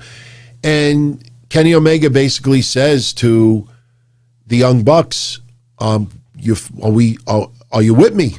Family. You turn on me, you're turning on family. And the Young Bucks, we don't want nothing of it. And Kenny Omega's like, fine, leave, you're not family. Mr. Mike, as far as Tony Khan winning Booker of the Year by default, I don't want to get into the Meltzer year-end awards again, but I will repeat something that a lot of people, not saying you, and by the way, was it Mr. Mike? Was it you that blocked me on Twitter the other day? I think it was. When I made that remark about people with the Charlotte thing, if you look at the timestamp, I wrote that before your comment the other day. So it was not a shot towards you. I just wanted to make that point. I was making a broad point, but maybe it wasn't even you. But anyway, as far as the Meltzer year-end awards, that's fan voting. I subscribe to his newsletter. I could have voted on all those awards as well. I chose not to because I was lazy. But it's not that Meltzer just stood in his house and came up with all those awards. I mean, he didn't pick all those awards. All his newsletter subscribers voted. Look, if you join a newsletter or you follow a show that is heavily pro NXT and heavily against AEW, you'd probably have a lot of NXT people winning awards and a lot of negative awards going to AEW. His newsletter is heavily favored to AEW and Japanese wrestling. So that's a big bulk of his clientele. That's what it is. There's no controversy behind it. I mean, so when people choose some choices that we respectfully disagree with, because a lot of the picks I disagreed with, but that's what it is. That's what it is. It's all good, Mr. Mike. I didn't take real offense to it. It's just, when I write on Twitter, I will never call an individual out. If I call an individual out, I will include that person's name in my comment.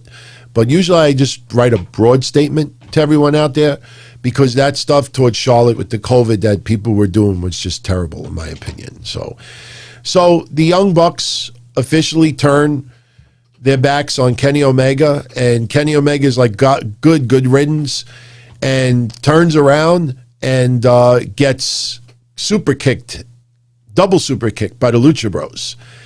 And they set him up for that spike pile driver that looked really nice. But Kenny Omega's mouth was legitimately busted open. So, I mean, it looked great on TV. But, it was a little weird because, remember, the Lucha Bros just went to war with the Young Bucks, and then the Lucha Bros lay out Kenny Omega because Kenny Omega still has that little feud with Rey Fenix going on. So some of this is all over the place. But, Good Brothers, I know they lost the Impact tag titles. Would not surprise me if they get them back soon. Putting it on FinJuice and seeing those ratings, FinJuice has done 0 for Impact Wrestling. It's just sad. It's sad, but that's just a fact. Jade Cargill and Red Velvet, their feud will suddenly pick up again because we haven't seen it in a couple of weeks since the Shaq disappearance. They never explained that. That video online was bad. You have to know that somebody with a camera is going to be recording Shaq climbing out of the ambulance and running into a corner. I mean, if you're going to pull stuff like that, you got to make sure that there's nobody around with cameras, because that just looks goofy. It looks goofy. Moxley and Eddie Kingston, little promo, I guess in a hotel room, and Kingston's got the cast on his foot, and basically, hey, I'm going to heal from this. You're going to be in the game. You got to be willing to get your hands dirty. So down the line, and again, that's what's weird about it.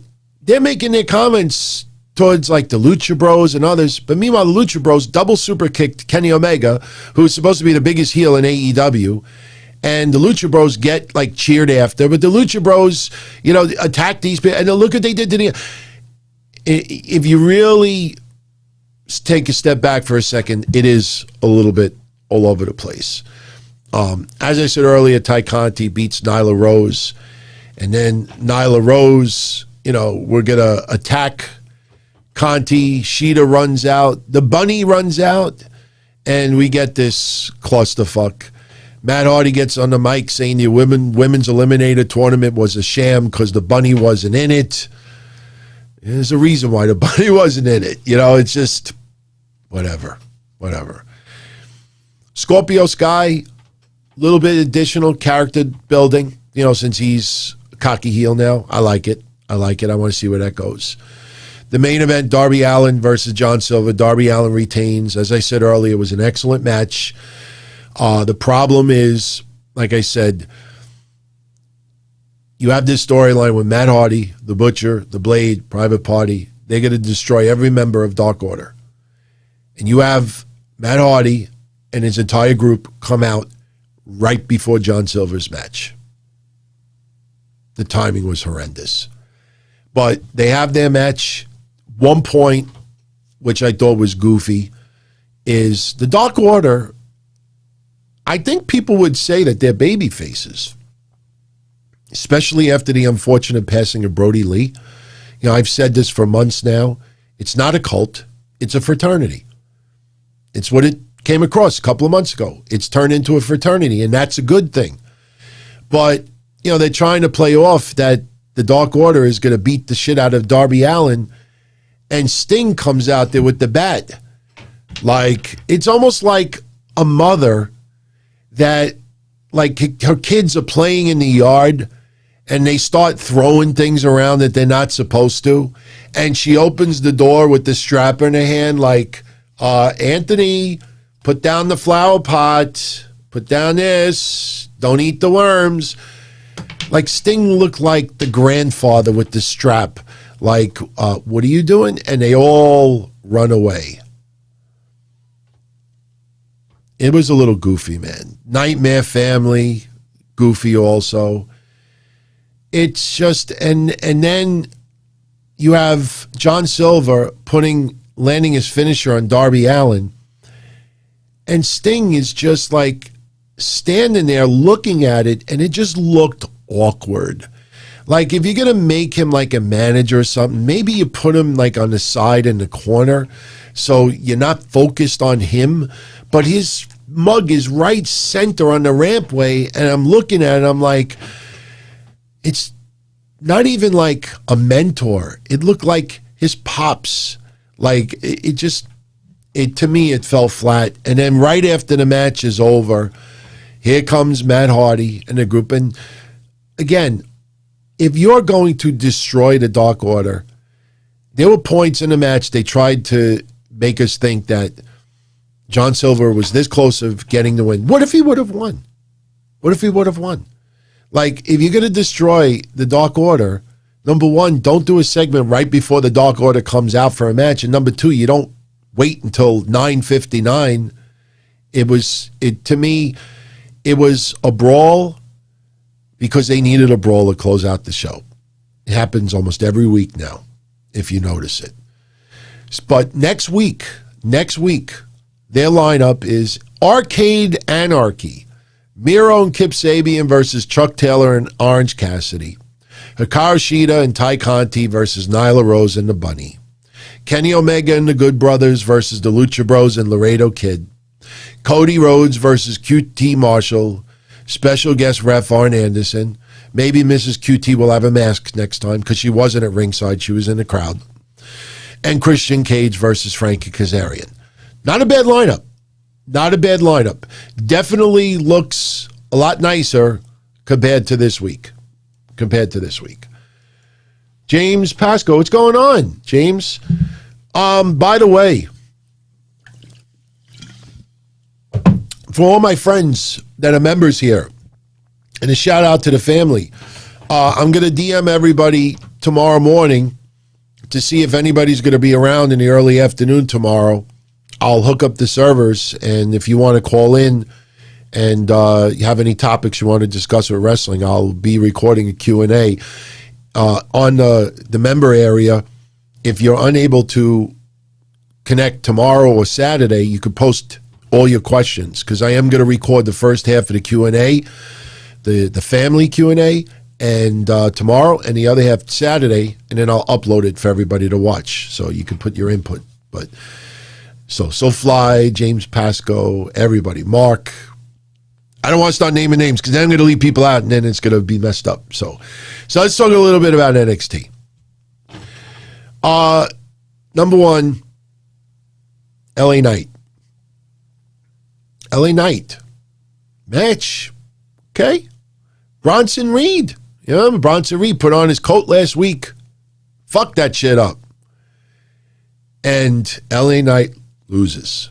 Now, I understand this 50-50 booking shit that they do, but man, I mean, why not just have a DQ finish?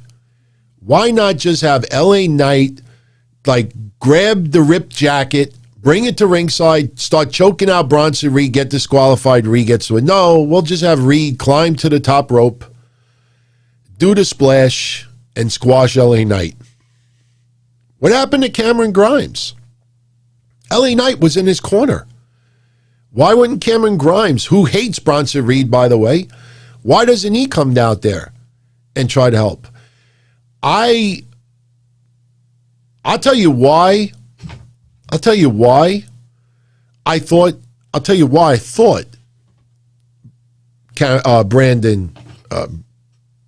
Bronson Reed. I almost said Brandon Reed. Bronson Reed. I'll tell you why I thought he got the win today. Johnny Gargano has got the NXT North American Championship. We have 2 nights of NXT TakeOver. 2 weeks from today will be night 1, and then Thursday will be night 2. For those who are going to ask me, DT, are you doing a show Thursday night? Yes, but it will be the regular Don Tony show. Maybe we'll talk about NXT as well. Maybe we will. You know, why not? I don't think I'm going to do a straight up recap.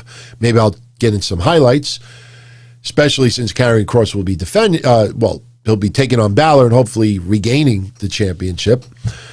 But they announced how they're going to determine the opponent for Johnny Gargano for night 2. On night 1, they're going to do a battle royal, 12 participants. And here are the participants for that battle royal. Okay? Now, I thought, okay, Bronson Reed, they have him go over today because he's going to be in this battle royal and they want people to feel like he's got a little bit of momentum. The problem is you got Kushida in there, who lost pretty handedly today to Jordan Devlin. You have Leon Ruff, who they have pretty much done shit with recently. You have Austin Theory, who went night-night to Dexter Lumis, who's not really on much momentum at all. You have LA Knight, who just lost today to Bronson Reed. You got, who I always say now, juiced up Ellsworth, the top right-hand corner, who has no momentum whatsoever. Jake Atlas, I like Jake Atlas. You have heard me praise him to death, but he has done gots on NXT in recent memory. So it almost looks like the back row, it's almost like, do you remember when you were a kid and we had school pictures and sometimes you'd have like the tallest people in the back row, and it used to be like all the sports people, the football players. I used to stand in the back row too. It was pretty cool. We always had the big people in the back row, and then you had the very, very, very short people on the bottom, and they would all like kneel down and they would pose like very small, and then you'd have that middle row, and the middle row basically is like filled with nobodies. That's what this lineup looks like. Like the back row, there's nobody in the back row that has any momentum whatsoever right now. You have Bronson Reed, who got a win today. Dexter Lumis, who won, last week or the week before. Roderick Strong, they haven't really done much with. Isaiah Swerve Scott. Pete Dunne is a monster. And Cameron, my quarter-hour rating suck Grimes. Kiss my grits. Kiss my grits, 50 and over demographic. Kiss my grits. So that's the Battle Royal. But here's the twist. The last 6 people remaining will then go on to have another Battle Royal, night 1 of NXT. Night 1 of NXT. So we're going to have a Battle Royal next week. 6 of these 12 men who remain will then go to NXT TakeOver night 1. They will then have a battle royal. I think the first 2 people come out, and then 2 people. It might even be a gauntlet match. I think gauntlet might be a little bit better. But every 2 minutes, another person comes out. But here's where it gets even more complicated. I don't know why they try to make this so complicated. So next week, you got 12 people in the Battle Royal. The last 6 people who are in the Battle Royal will go on to take over. But based on next week's eliminations, will determine the order in the match at TakeOver. So let's just, for the sake of simplicity, the first row, those 6 men all advance. Grimes, Loomis, Reed, Strong, Scott, and Dunn. Let's say they all advance.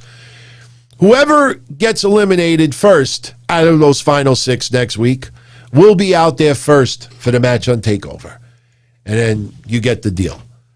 Whoever wins that match, the first night of TakeOver, will wrestle again night 2 and take on Johnny Gargano for the NXT North American Championship.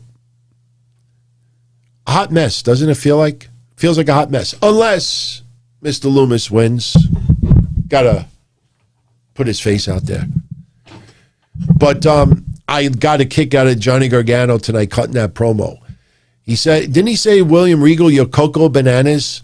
I want a bowl of cocoa bananas. Is there actually a cereal called Cocoa Bananas? But he said he was Coco Bananas for setting this up. He needs to watch tape. He needs more than 24 hours notice. It's a solid field. Don't get me wrong. I mean, some of the participants in this Battle Royal are solid. But it just feels like a hot mess. They should just call it the Hot Mess Battle Royal. But anyway. So, we had LA Knight lose to Bronson Reed today. Another person that lost, I don't know why they're going this route with Zoey Stark. Zoey Stark, out of the 4 women that they had announced at that time, seemed to have the biggest momentum. They did a great package on her, the video package. Zoey Stark, I think, might be the gem that comes out of this. And they have her lose like 2 matches in a row. And she lost today to her and Io Shirai teamed up. They lost to Raquel Gonzalez and Dakota Kai. Zoey Stark, takes the loss. Raquel Gonzalez showing her power. There was one point where Io Shirai was on the ring apron. Raquel Gonzalez picked up Zoey Stark. And before she could drop Zoey Stark, she kicked Io Shirai. And it looked great. Raquel Gonzalez looked like a champion in this match.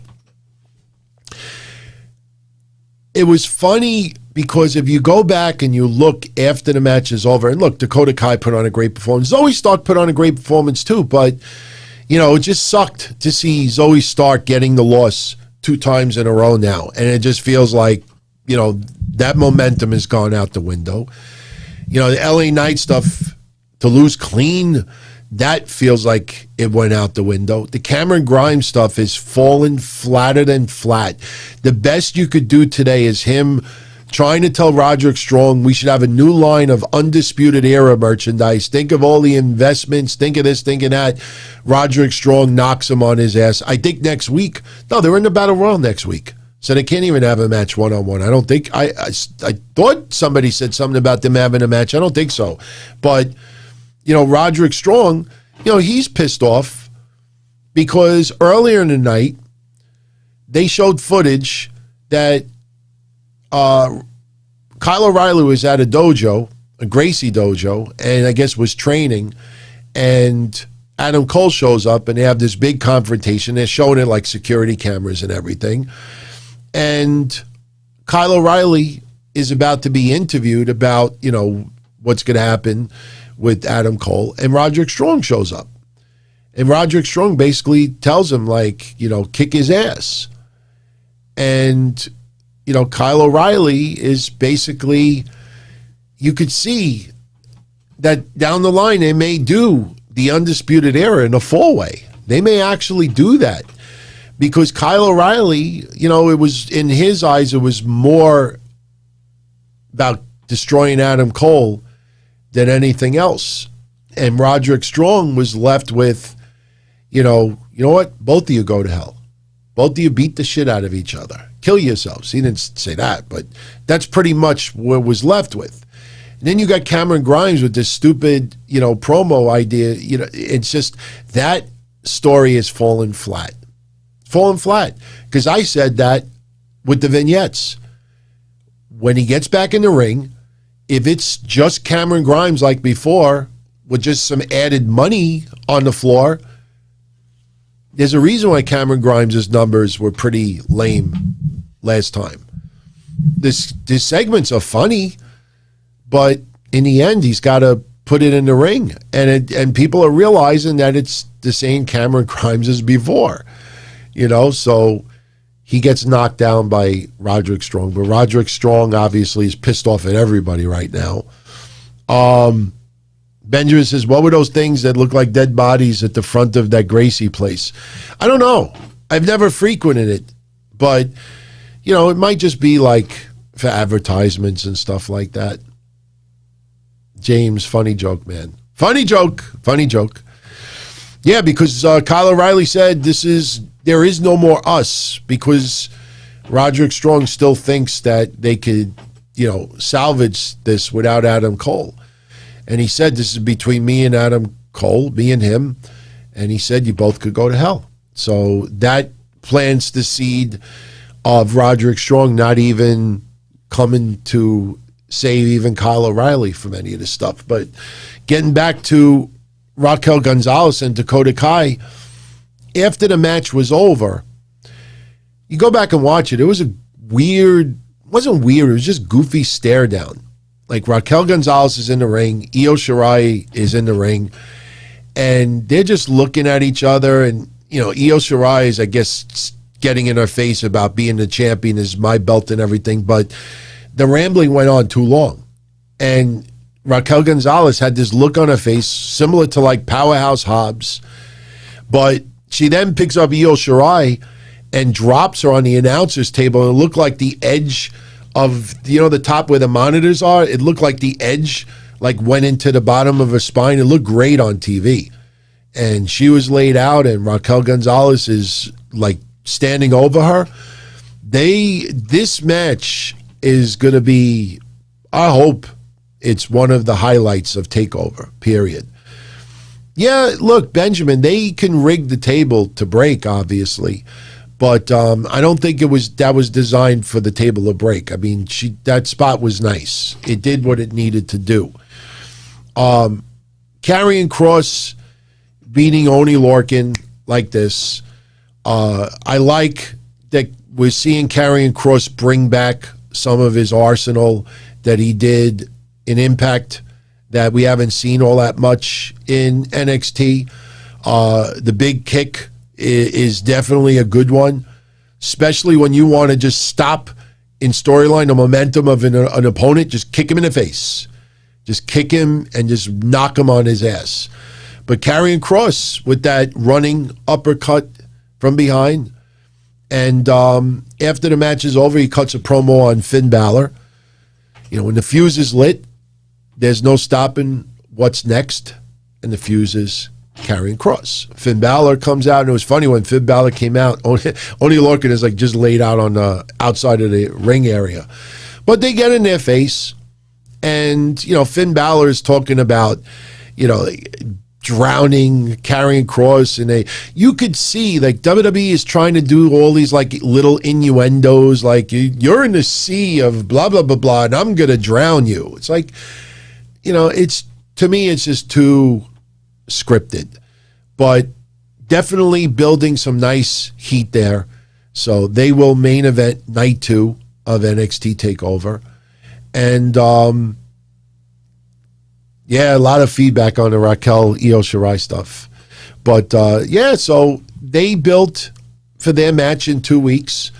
It's just a shame. Oney Lorcan, that's it. Danny Burch got injured, tag titles taken off him. Oney Lorcan seems to go into instant irrelevancy. Doesn't it seem that way?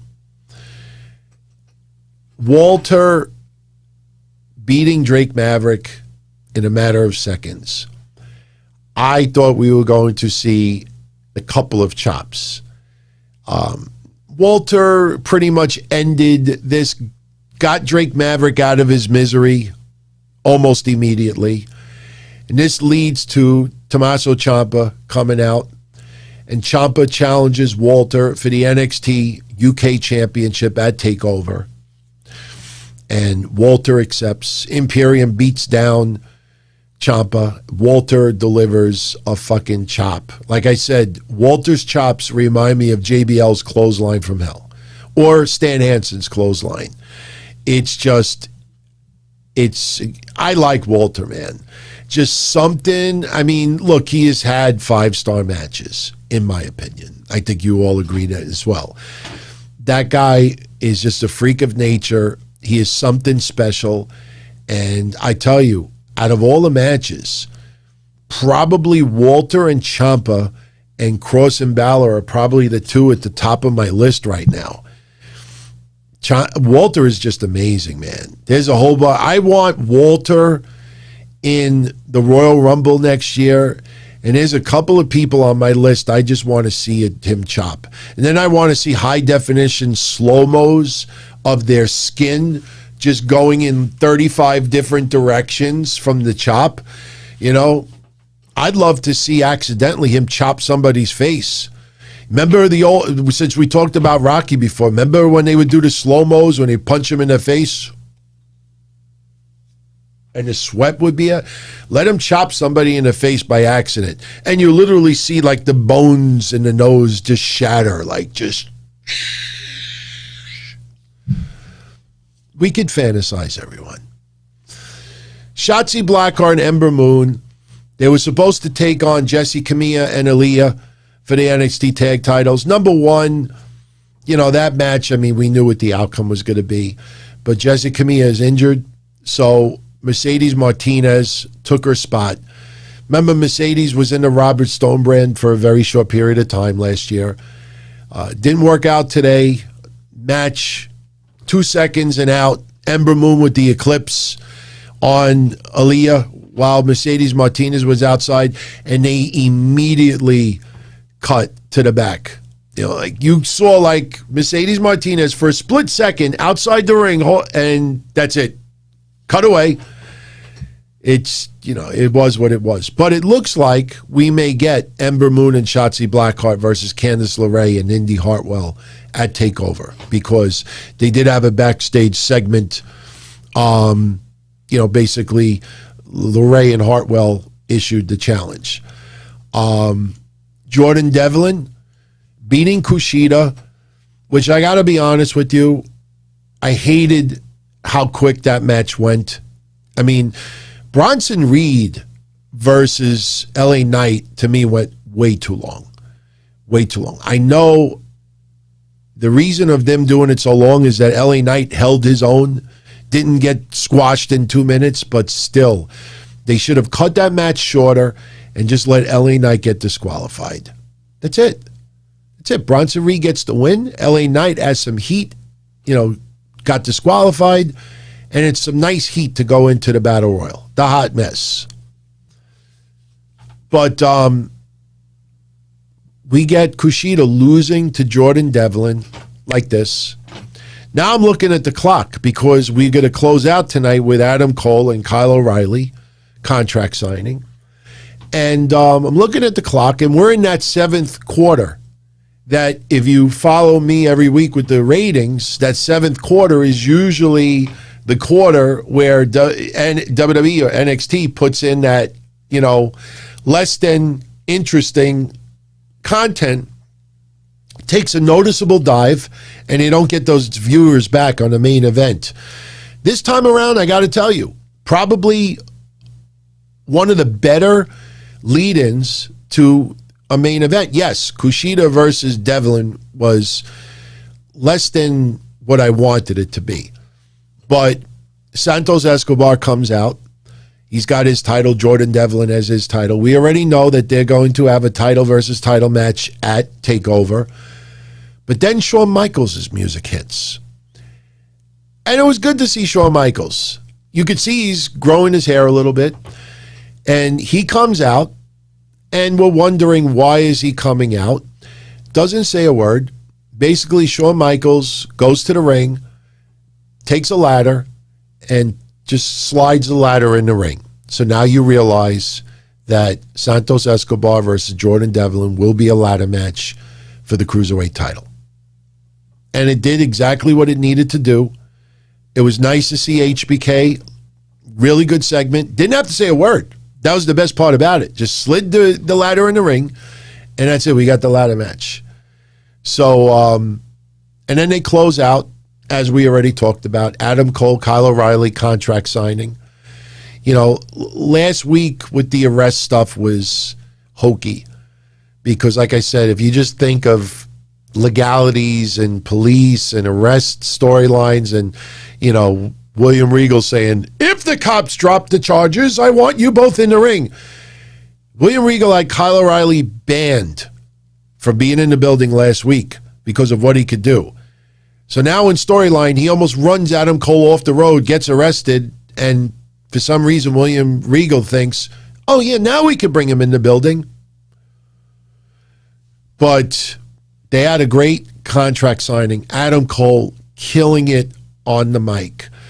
Kyle O'Reilly killing it on the mic. Roderick Strong, he's not known for great promos, but he didn't even have to say much of anything early. He just told Kyle O'Reilly, go to hell. So Roderick Strong, is not even in their corner as well, and we got to see what happens with Bobby Fish.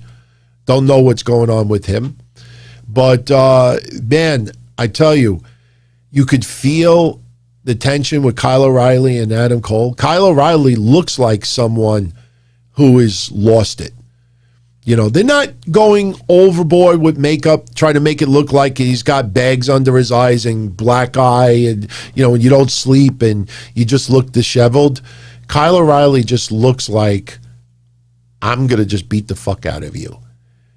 And this match, I take it back. I said before, well, maybe because I said night two. Because for those that don't know, this is, we saw that already. Yeah. Here is night one.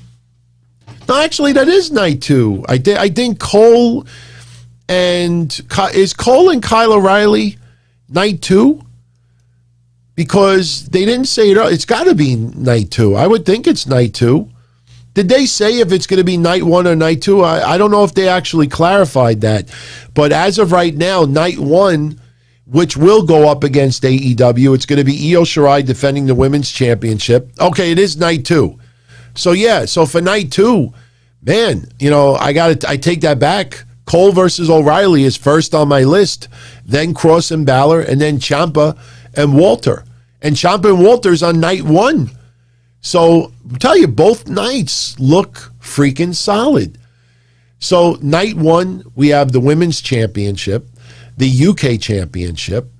We're going to find out who's going to be the next tag team champions, which we talked about earlier. And then we will also determine who the number one contender will be in the Gauntlet Eliminator. And I tell you, even though I said earlier that I want this guy to win it, now I'm starting to think, make Austin Theory win it. That would be a really interesting way to go into night two. And I got news for you. I could see Austin Theory beating Gargano for that championship. And I could just picture those backstage segments where the Way is still hanging out, but now Austin Theory has the title and Gargano is just staring at it. I mean, it almost feels like this storyline is just easy. So, yeah, no, I honestly, I know I opened the show saying that I want this guy to win, and yes, I am a big fan of Dexter Lumis, but I tell you, the more I think about it, Austin Theory should win that. In fact, maybe it comes down to Austin Theory and Dexter Lumis is the final two. But, yeah, I'd like to see Austin Theory win that. Yeah, the more I think about it, hell yeah. So, speaking of night two, Karrion Kross trying to regain his championship from Finn Balor. Santos Escobar and Jordan Devlin, the ladder match for the unification of the Cruiserweight title. Johnny Gargano versus the winner of that Battle Royal. And Kyle O'Reilly versus Adam Cole. Man, I tell you, more I think about this, it's going to be on Peacock. And I'm not knocking that. But you know what sucks about that? We're really not going to have a rating. It's not the USA Network. This is a streaming media service. So we're really not going to be able to gauge what that night two is going to be. That kind of sucks when you think about it. But you know what? As long as we have a great night of wrestling, I think that's all that matters. So I tell you, I'm looking forward to it. Definitely looking forward to it.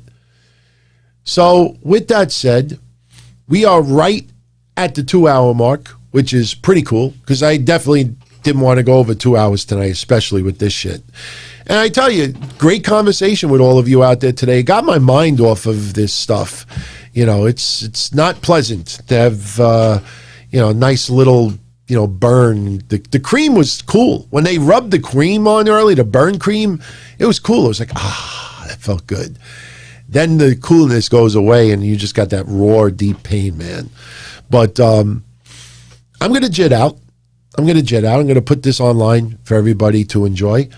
As I always say, if you enjoyed tonight's episode, I would greatly appreciate it if you smash that like button. The more you do that, the more you tell YouTube that you enjoy the show. Oh my God, wait. You know, let me ask you all out there, be honest. Do any of you out there not tune into the Thursday shows that we do?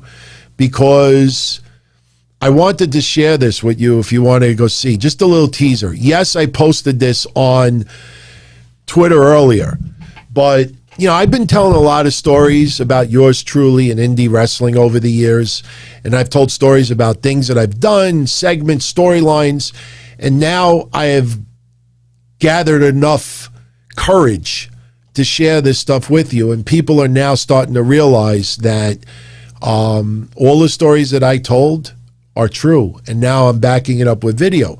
So I told all of you out there over the years that one of my highlights working indies was hanging out with Johnny Rods. And Johnny Rods, you know, loving to talk about Cadillacs and Lincolns, and he'd be pimped out. And I've told this story many times over the years. And unfortunately, I did not know this. I mentioned it Friday. You know, Joe So Delicious, who I did a lot of, you know, feuding with at that time, I had no idea. After last Thursday's show, when I showed all that indie stuff, I had a few people who I used to work with in indie wrestling contact me over the weekend, and they told me that Joe So Delicious died about 4.5 years ago at the age of 31. 31. And, you know, I don't want to get into details behind it, but number one, that was a tragedy. Number two, he was one of Johnny Rods' favorite students, and I've talked about that over the years as well. My birthday is Saturday, Janelle, Saturday. But for those out there that want to see a little treat, you'll get a kick out of this, because I found one of the clips with Johnny Rods.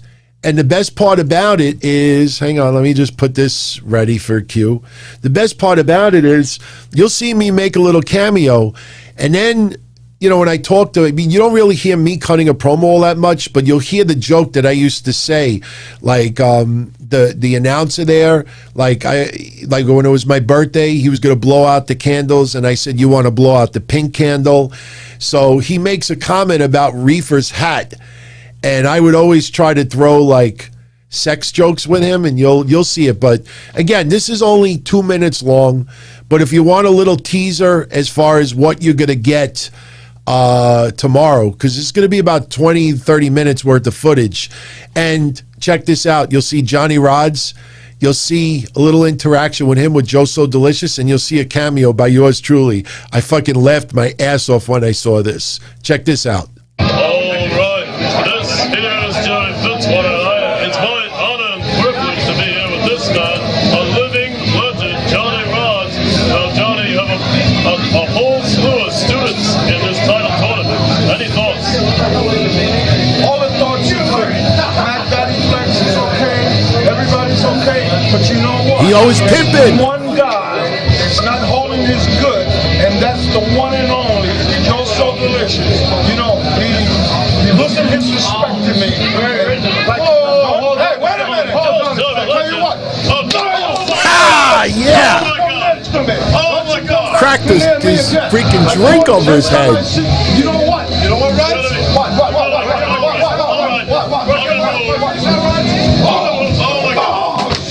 Here comes my cameo. Get up! Get up! Another day, another time, Rods. You get the one up on this one. Oh, man. You know what? No, you know what? Another day, another time, Rods. Don't get listen. I don't care how many Cameo. to get in the Hall of Fame. I gotta stay. Unpredictable ones for nothing. I got stuff you're never gonna find. All right? Don't just get near me. Yeah, that's what I thought. This guy, Mr. Rods. respect for this kid. He has no idea who I am. They don't call me the unpredictable one for nothing. Next time I get him, I'm gonna put my boots on and go in the ring with him and teach him a lesson that he's never gonna forget. Well, you may put your boots on. This is Jerry Fitzwater about to put a new pair of pants on, because that was intense. This is the living legend, Johnny Rods, and I have a feeling we haven't seen the Listen close. Don Tony. Hey, what? Is that Grim Reaper? Right now. Is that him? Yes, it is. Tell him I said hello. Tell him I said I like his hat. Tell him I said that. He said he likes your hat. It's a great hat. I love it. He said the pink hat? Oh, no. Anyways. The pink hat. Oh, my God. That was my flip phone, too. I had a flip phone at that time. But yeah, if you haven't tuned into the Thursday nights, you're missing a lot of fun because a lot of that indie stuff that I used to do, some of it horrible, some of it, people are telling me not so bad. But I always wanted to find the Johnny Rods. Johnny Rods was going to manage me and Jay Lover and even Grim Reaper. We were going to have a 6-man match one time, but Johnny Rods couldn't make it, I guess, the following show. But, yeah, that was good, man. That night, I never forget just hanging out with him, talking caddies and Lincolns. He loved my Lincoln Mark 7. I still have that LSE, that black LSE that I have. I had it that show, and the following show is the one from last week where I put Vinny the Guido in a trunk, and I was going to smash the trunk lid over his head or on his neck. But, yeah, we would hang out. He would talk wrestling and Cadillacs and Lincolns, and he was always pimped out, man. And he took a fucking martini glass and cracked it over his head. That was freaking intense, man. But that was funny. I mean, look, I know some people don't like when I put myself in this stuff, but I literally was there. I mean, that's me. I fucking loved it. I laughed my ass off. So Johnny Rods was awesome, man. Seriously. Be surprised how many people that you see in wrestling now that went to Johnny Rods' school. I used to go to his school. And Timmy Austin, one of my good friends that passed, the ECW Zombie, one of Johnny Rods' top students as well. And, yeah, great memories, man. But, yeah, so if you're going to be around tomorrow night, 10:05 p.m., we start same time as tonight. And it's just Q&A, ask me anything, and we do a contest as well. We give away prizes, sometimes money, sometimes memorabilia, sometimes your choice. So we'll do a contest tomorrow. We'll do some Q&A, whatever is on your mind. You want to talk sports, politics, news, you want to talk about Hall of Fame, Kali, Peacock, censoring stuff, anything that's on your mind, join me 10:05 p.m. You might actually leave with a prize. And then we got about 20 or 30 minutes of more retro DT, indie wrestling stuff. And yeah, no, Johnny Rods was awesome. He's still with us. Thank God.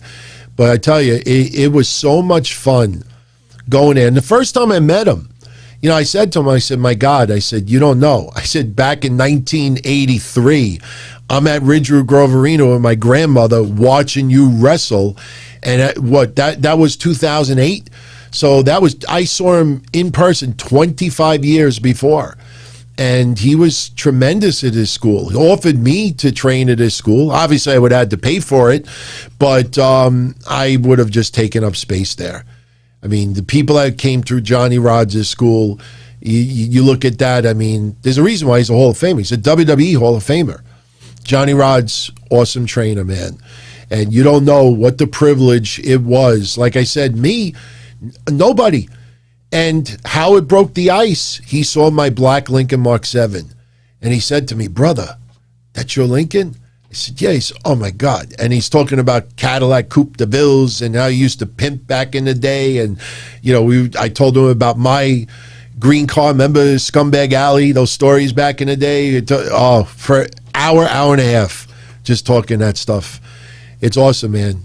Awesome memories. So, and you know what? Like I said, it's nice to be able to share it with you. It's nice to be able to do it in an environment where there's no toxic atmosphere here. Social media is toxic. A lot of Facebook pages are toxic. Discord, with all due respect, is toxic. Here, one of my most important things that I wanted to do on this channel is I wanted this place to have a positive vibe where whether you like AEW or hate AEW, whether you like NXT or hate NXT, whether you like Raw or SmackDown or you hate it, whether you like King Corbin or you like someone else, that you don't have to worry about people ripping you, making fun of you. You know, you like Charlotte, you know, you're a Hogan fan or you're not.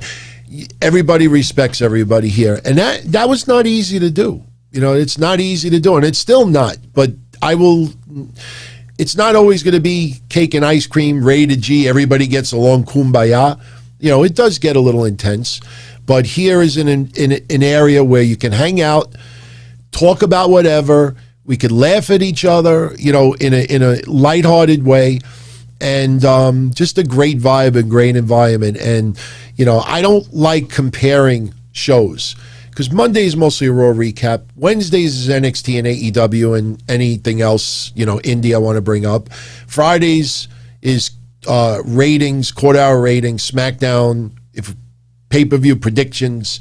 Then, this, you know, some Sundays are pay-per-views. Thursdays is a whole different animal. It's just Q&A, talk about whatever. Doesn't have to be wrestling. Do a little contest, share a little old vintage, yours truly doing stupid stuff in indie wrestling. And each one is different, but I got to tell you, this is a pretty special vibe on Thursday nights. I think because everybody goes into it just relaxed. You know, Raw, let's be honest, there's times at Raw where it sucks. There are times 3-hour show doesn't help. That last hour sometimes could be awfully painful. Fridays are a little bit better, but there's still parts of SmackDown we get annoyed with.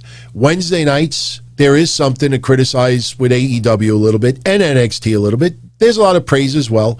But Thursday nights, you go in there with a clean slate, and we just talk about whatever's on your mind.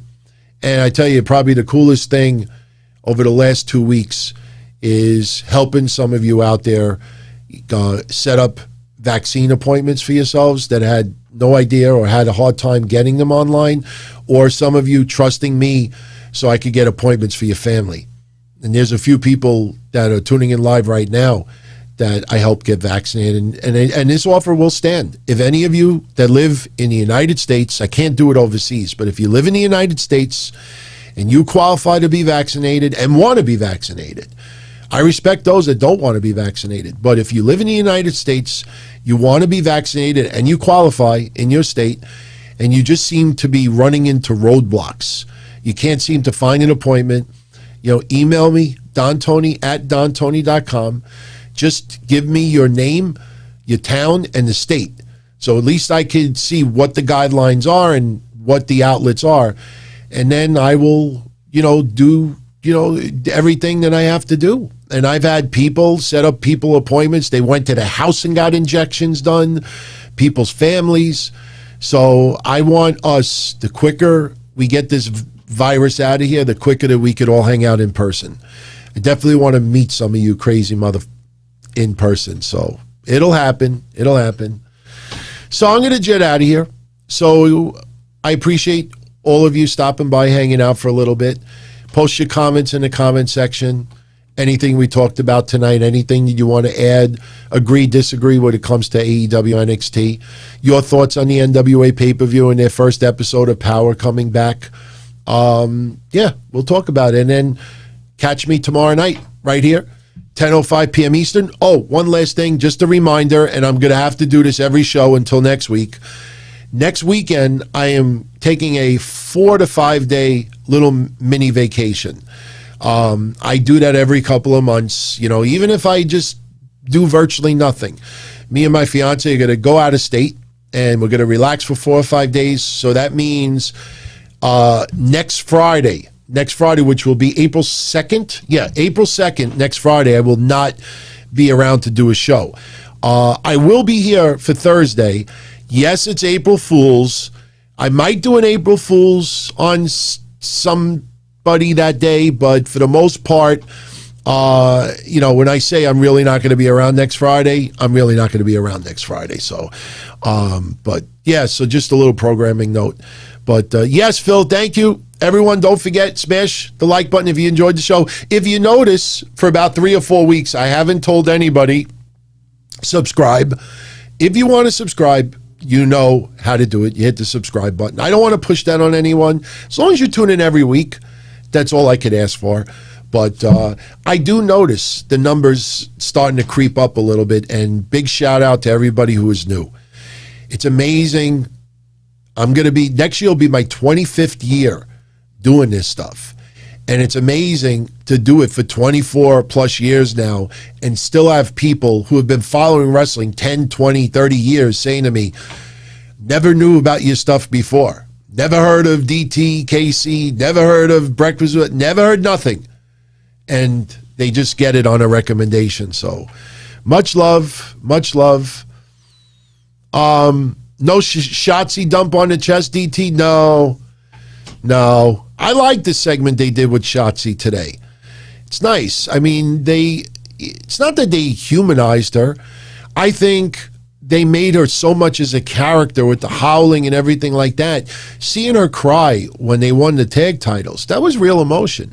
That was not just playing off. I mean, I know it's not a popular thing to say, but I have my opinions, and all I ask is respect how I feel, even if you disagree with it, and I'll respect how you feel, even if I disagree with you. But, for the people out there that do podcasts and blogs and websites and writers, to say that the NXT Women's Tag Team Championships are not needed and a waste and there's too many belts, say that to the women's division.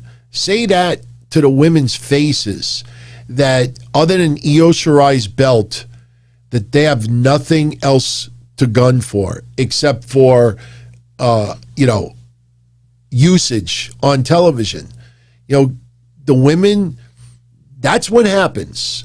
And again, I'm not getting into any controversy tonight, but that's what happens when you insist that the men and the women have equal this, equal that, equal this.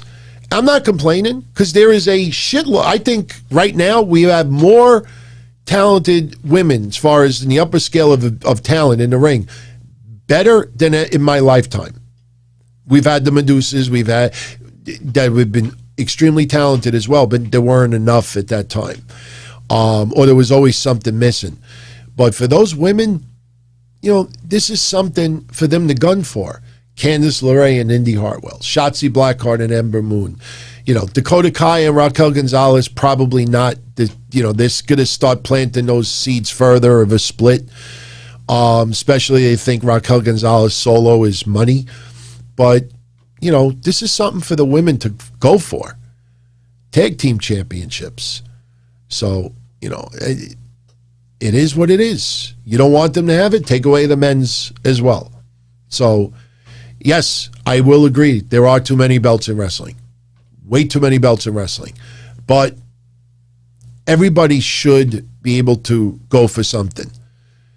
And in this case, the Women's Tag Team Championships, I am 1,000% in favor of it. So, but Io Shirai versus Kaylee Ray, champion versus champion, who knows? Hey, did you notice tonight that little subtle announcement that AEW made? They are going to be doing a non-televised show in Jacksonville. And I think tickets may be going on sale this Monday.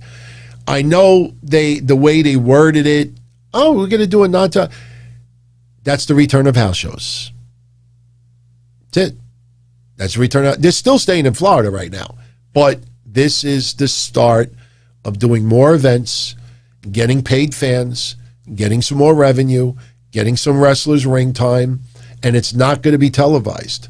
So remember those goofs last year that pro wrestling, WWE and AEW will never return to house shows? I think of all of the stupid shit that I have read in 2020 with these websites, I think that was probably the stupidest of them all. That wrestling will never go back to house shows. That's the reason why they're unemployed, and that's the reason why everybody else is. It is a house show, Stony Loney. That's what it is. It's AEW returning to a house show. And that will build, and that will add. The more COVID gets out of here, there's going to be upticks. There's absolutely going to be upticks. There's a lot of people out there that do not want to use the mask. You see it in Florida. You see it in South Beach. You see it in spring break. You see it in other areas. You see there's always going to be people out there that aren't going to take it seriously. That's why you're always going to see upticks and surges. But, you know, I got vaccinated. My second shot was done back in the middle of February, so I'm good. I'm good to go. I'm just waiting for this shit to get out of here, and hopefully by July, maybe sooner, you know, this really will be in the back. It's going to linger for years. COVID will linger for years. But I think by June or July, it's really going to be under control. Under control is the two words that you should be focused on.